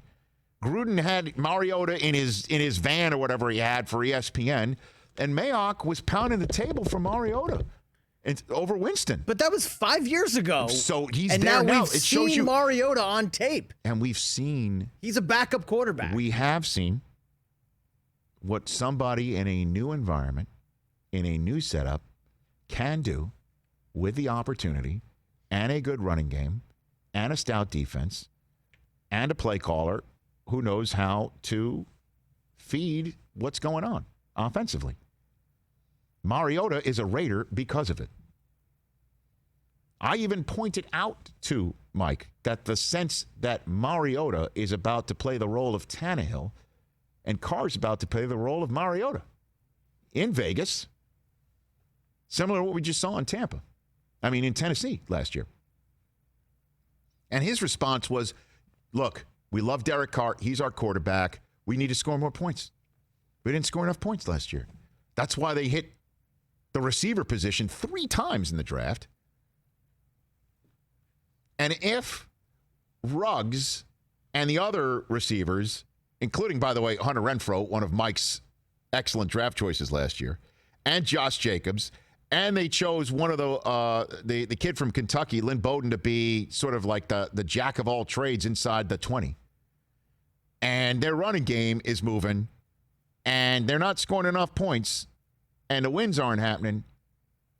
Mariota's going to get a shot, brother. I don't think there's any chance Mariota starts a game this year unless it's via injury to Derek Carr. No chance. And I say that fully aware you could be correct, and I am about to incur the wrath of every Carr that's on social media. Because, boy, do they rally around there, bro. But there's no doubt Gruden has some wanderlust at the quarterback position. He always does. Mariota's coming in for a reason. It's to be there if Carr falters for a split second. So they're going to win week 1, right? At Panthers. How do we know that? New coach, new quarterback. How do you know that? Teddy Bridgewater comes out of the box? I don't know. How do we know that? I would expect Oakland. Joe Brady dialing it up? So they're Matt 1-4. Dialing it up? 1-4 into the bye week. You think Mariota starts home for Tampa Bay? If they're 1-4 in the bye week, which, by the way, okay, New Orleans at home and Buffalo at home are 2 very difficult home games. At Kansas City is a difficult road game. At New England is ordinarily a difficult road game. West Coast team on the East Coast. And, we'll see if Stid and the rest of the Patriots can come together in a manner that we're used to seeing. Yeah. And if they are having trouble scoring points and offensively it's not working, and we see some, Derek Carr can be a terrific quarterback and he can be a highly effective quarterback. He can also be the guy that leans for the pylon and fumbles through the end zone. He could be the guy that decides to, you know what, it's 4th down and we're down by 2 scores. I'm going to throw it away. And you're like, huh? And Mariota's sitting there? Oh, yes, sir. That's a feasible scenario to me. And I just, look, I don't like calling out fans of the show who call in, but you can't be a guy with an accent like that in that town. And be a Raider root for fan. the Raider fan. Yeah. Be a Raider fan and refer to the game as the snow game. Right. You cannot do it. Yeah. And I guess, I guarantee you, if we take that moment of me taking him to task, TJ Jefferson, Rich Eisen show Grandmaster, if you can just grab that piece and throw it up on Twitter of me taking him to task for calling out the snow game and not the Tuck Rule game, at Amy Trask on Twitter, and say, and hi, we'll get a response. Within 5 minutes. 100%. Within 5 minutes. And hi. And hi. And hi. Chris Jericho, Nick Swardson will be joining us here on the Rich Eisen Show, and that'll be our 3rd hour. And either Rod Thorn will join us in that hour towards the end, or we'll last dance with him on a future program. But that's how we're rolling here on the Rich Eisen Show. 844-204-RICH is the number to dial. A busy Tuesday show comes to its stirring conclusion on NBCSN and more.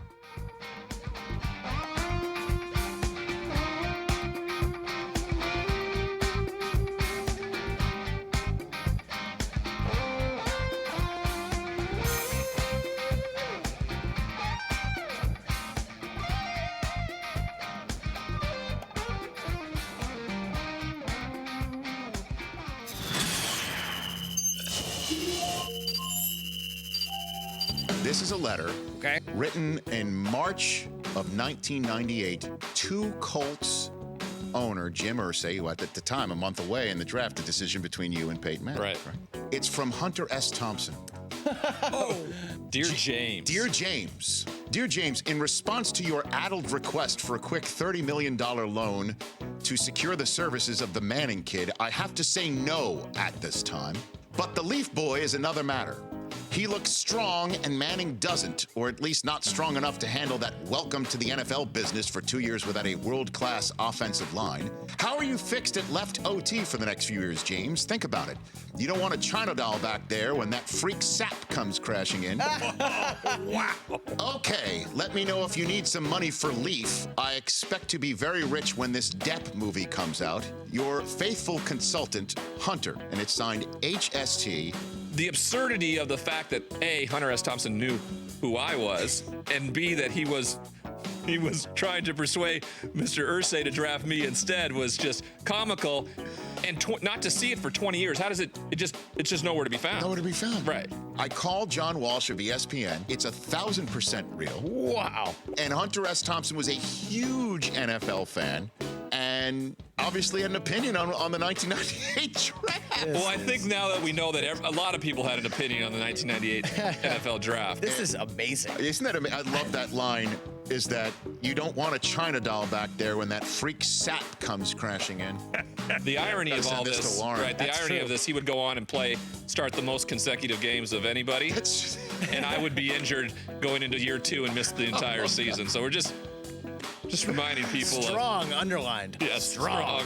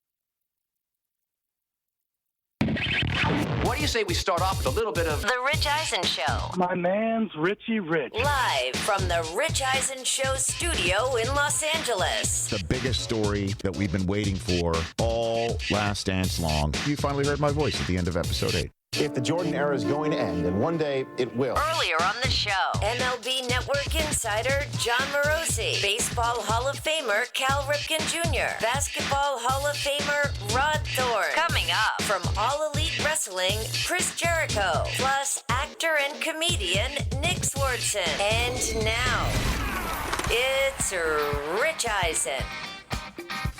Final hour of this Tuesday show of the Rich Eisen Show, Tuesday after Mother's Day, everybody, and we've got a great final hour in store for you. 844-204-RICH number to dial here on the Rich Eisen Show.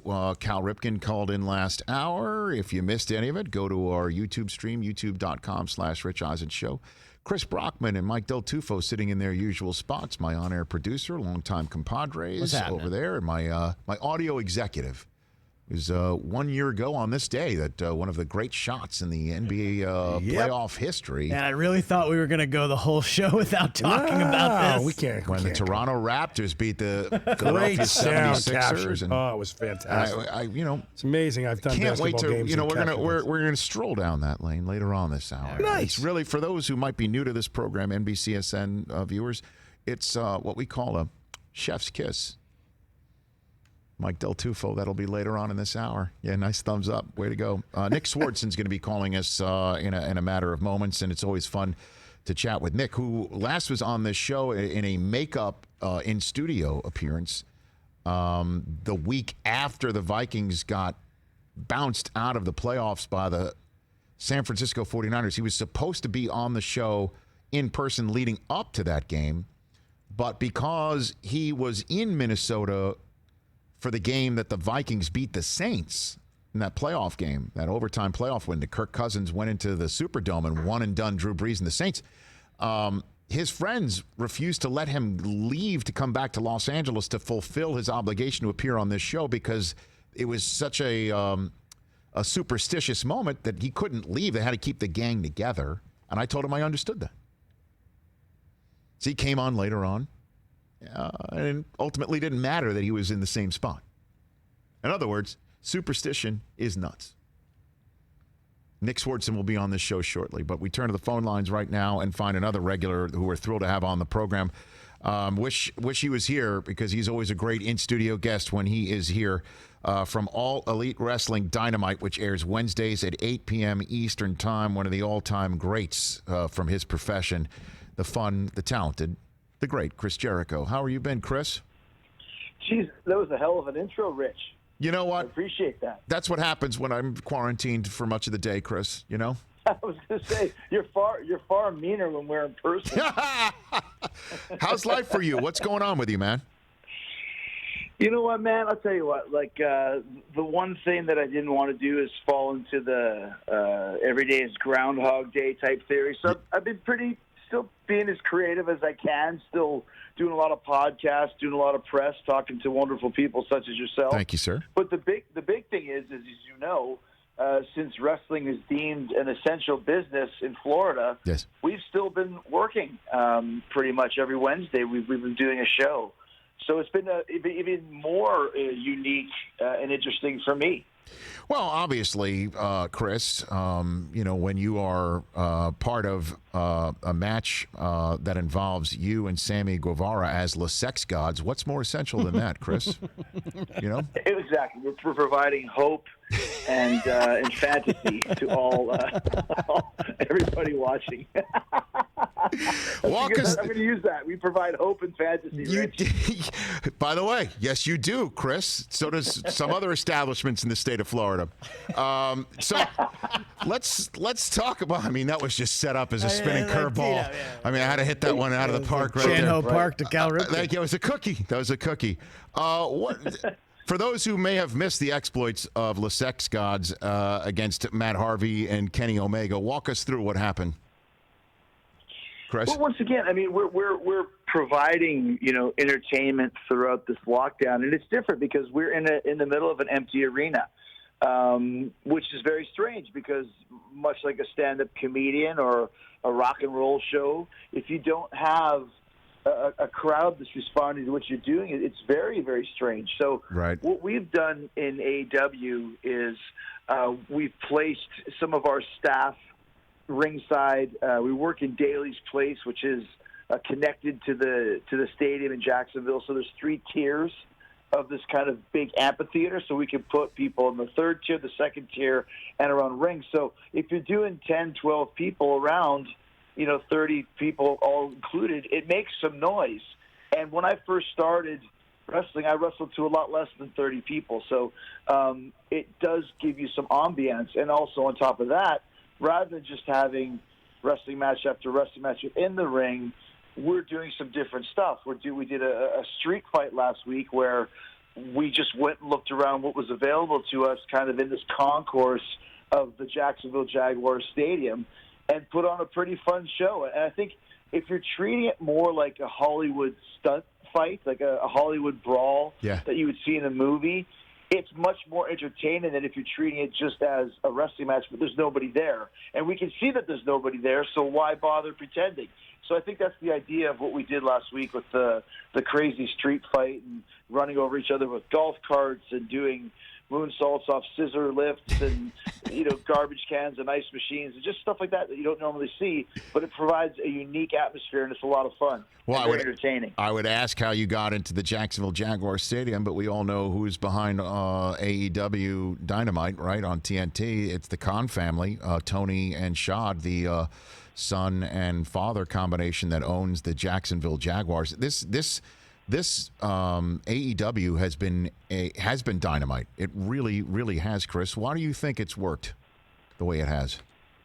Well, I mean, there's a kind of a combination of factors, Rich. One, we're doing things completely differently from everybody else, any other wrestling company, in that we're letting the guys basically not call their own shots, but we're letting the professionals be professional and be creative. And that's where most of the stuff stands from, is that we're just being creative. And, you got guys with 20, 30 years experience who kind of know what they're doing. So when you kind of have those chains unlocked, it provides a lot more freedom and a lot more fun. 2, we have a very passionate owner in Tony Khan, and Shad as well has been very supportive, but Tony's kind of spearheading it all. Yeah. And he knows what he wants, and that's one thing I really appreciate. We have a boss who has passion for the business, has respect for the business, but also knows what he wants, and he's not swayed by anybody. And then you've got a whole crew of guys and girls who chose not to go anywhere else, who chose to come to AEW and take a chance. And we all kind of consider this our own company because we're the ones that built it. So when you have stake in it and skin in the game, as they say, you have a lot more pride and passion for what you're doing. So if you combine all those things, and also with a great fan base that has followed us from day one and hasn't really left. I mean, we lost a little bit of our audience, but not much. They've been with us the whole way. So it's been a real good kind of culmination of all these factors of people being very passionate on both sides of the camera. Chris Jericho here on the Rich Eisen Show. Chris, you mentioned how when you started, you would wrestle in front of fewer than 30 people. Walk me through the first Chris Jericho wrestling gig. Walk me through that one, Chris. October 2nd, 1990, in Ponoka, Alberta, which is a little town in between Calgary and Edmonton. Yep. At the Ponoka Moose Hall. Yes, you heard that right, the Moose Hall. And it was just about a mile away from the insane asylum, whatever the politically correct term for that is, which was very apropos of the fact that my first wrestling match was very close to an insane asylum. I worked against Lance Storm, who had a lot of success over the years. We were in wrestling camp together, and we had our first match, which was a 10-minute draw. And it was probably in front of, in my mind, it was 10,000 people. It was probably, 80 or 90. But I just thought it was the greatest thing ever. And I got my paycheck, an envelope that was spelled Jericho wrong, Jerico. And inside was one $20 bill and one $10 bill. And I just thought I won the lottery. Greatest man of my life. American or Canadian dollars? Canadian, of course. With the Ponoka Moose Hall, Rich. They're not paying us in American. No, I know. I just didn't know if it was for an American outfit that was just, in that hall. Yeah, no, it was. There was. I didn't even know what American money looked like back in those days. We have. I think the $20 bill was green, right, and the $10 bill was purple. So. And so you got that money, and you're like, I've made it. So when did you hit the big time? When did that happen? Well, it's interesting because every level that you get to, which is bigger than the last, is the big time. To me, the first time I went to Mexico was the big time, but the first time I went to Japan, et cetera, et cetera. If you're talking about when did I get to the big time in the States, well, that's 96 for WCW with Ted Turner, but I'd been in the big time in Mexico working arenas there as early as 1992, and working in arenas and stadiums in Japan, 94, 95. So every level is different from the last. And one thing about a true pro, yes, even to this day, is that you always want to get to the next level. You always want to do more. And I think that's one of the reasons why I'm still here, is I still have that passion and that fire to continue to create and continue to succeed. And get to that next level of what's the big time for Chris Jericho in 2020. We're seeing right now The Last Dance. I don't know if you've been watching any of that stuff on ESPN involving Michael Jordan, Chris, and about just the sheer hatred that Jordan still has years later for the Detroit Pistons. You could see it, you could feel it, you could taste it, you could it's all over the documentary. Is there anybody that you particularly truly disliked from back in the day that right now would just get you all seething? Professionally. It's funny. It's because now that we're home, we're all looking for shows to watch with our families and our wives. And I suggested The Last Dance, and my wife's like, basketball? No way. So I'm going to have to watch that one on my own. But I think that there were guys in the past that I had issues with. Triple H is one of them. He'll tell you the same. In the early 2000s, we didn't have much like for each other, but we always had great matches, and I think this might be one of the reasons why. We just had this professional rivalry, maybe a little bit of a personal dislike. But then, fast forward 4, 5, 6, 7 years, you get to be, a little bit older and wiser, and you think back, like, why did we have so many problems? Why do we hate each other? Why do we not like each other? And then, now we're friends. And I think there's a lot of professional rivalry when you're young and full of vim and vigor, as they say. It happens in rock and roll bands all the time. The bands will break up and 10 years later get back together and wonder, why did we waste 10 years of our lives not playing together? So I think that there's always that little bit of that animosity that drives you to become better.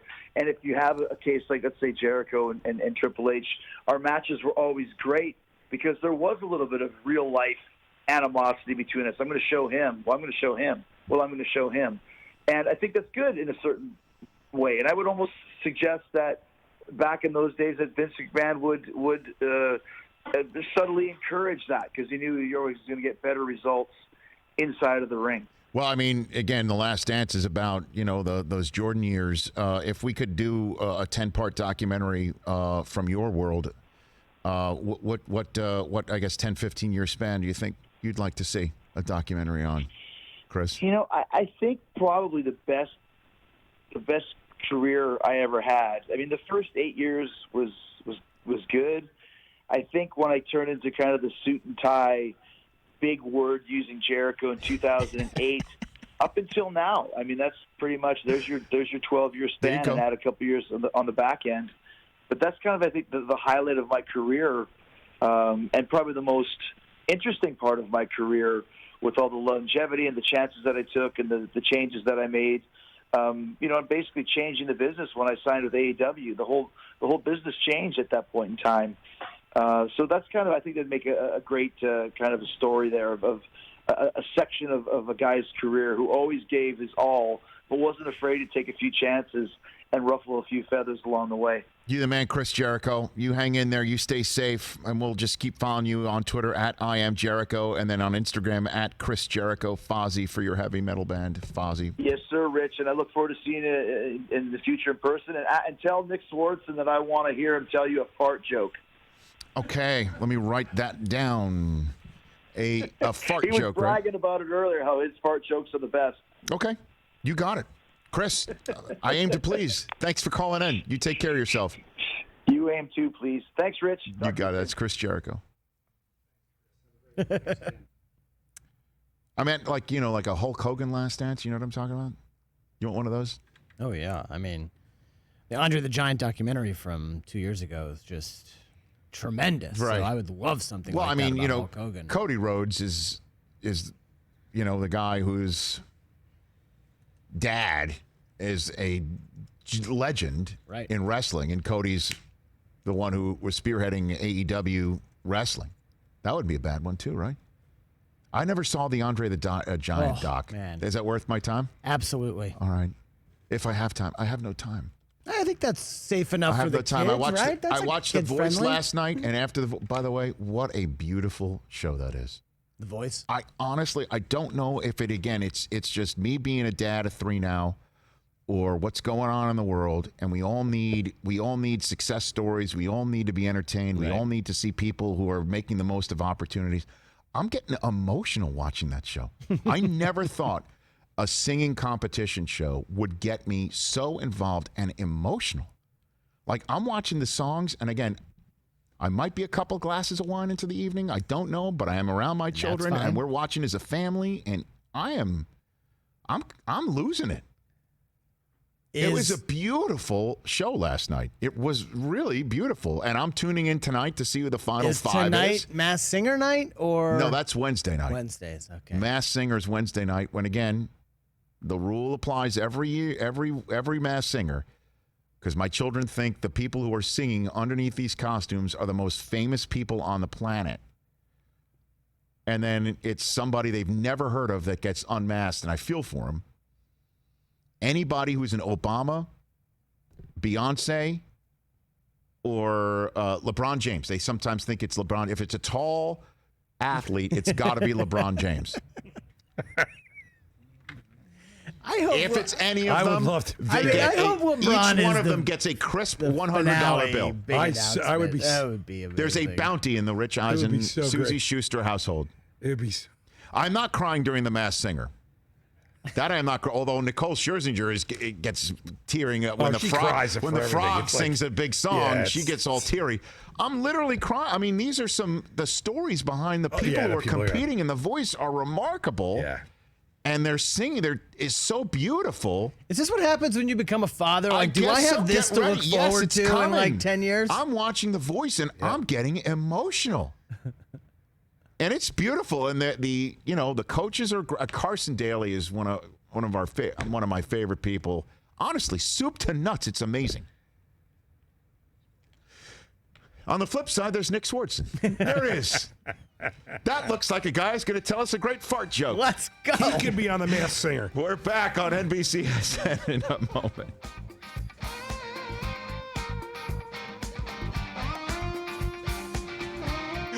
I've never teased a segment in that manner. It's been 20-something years in my career. I mean, Jericho told us to ask him, so why not?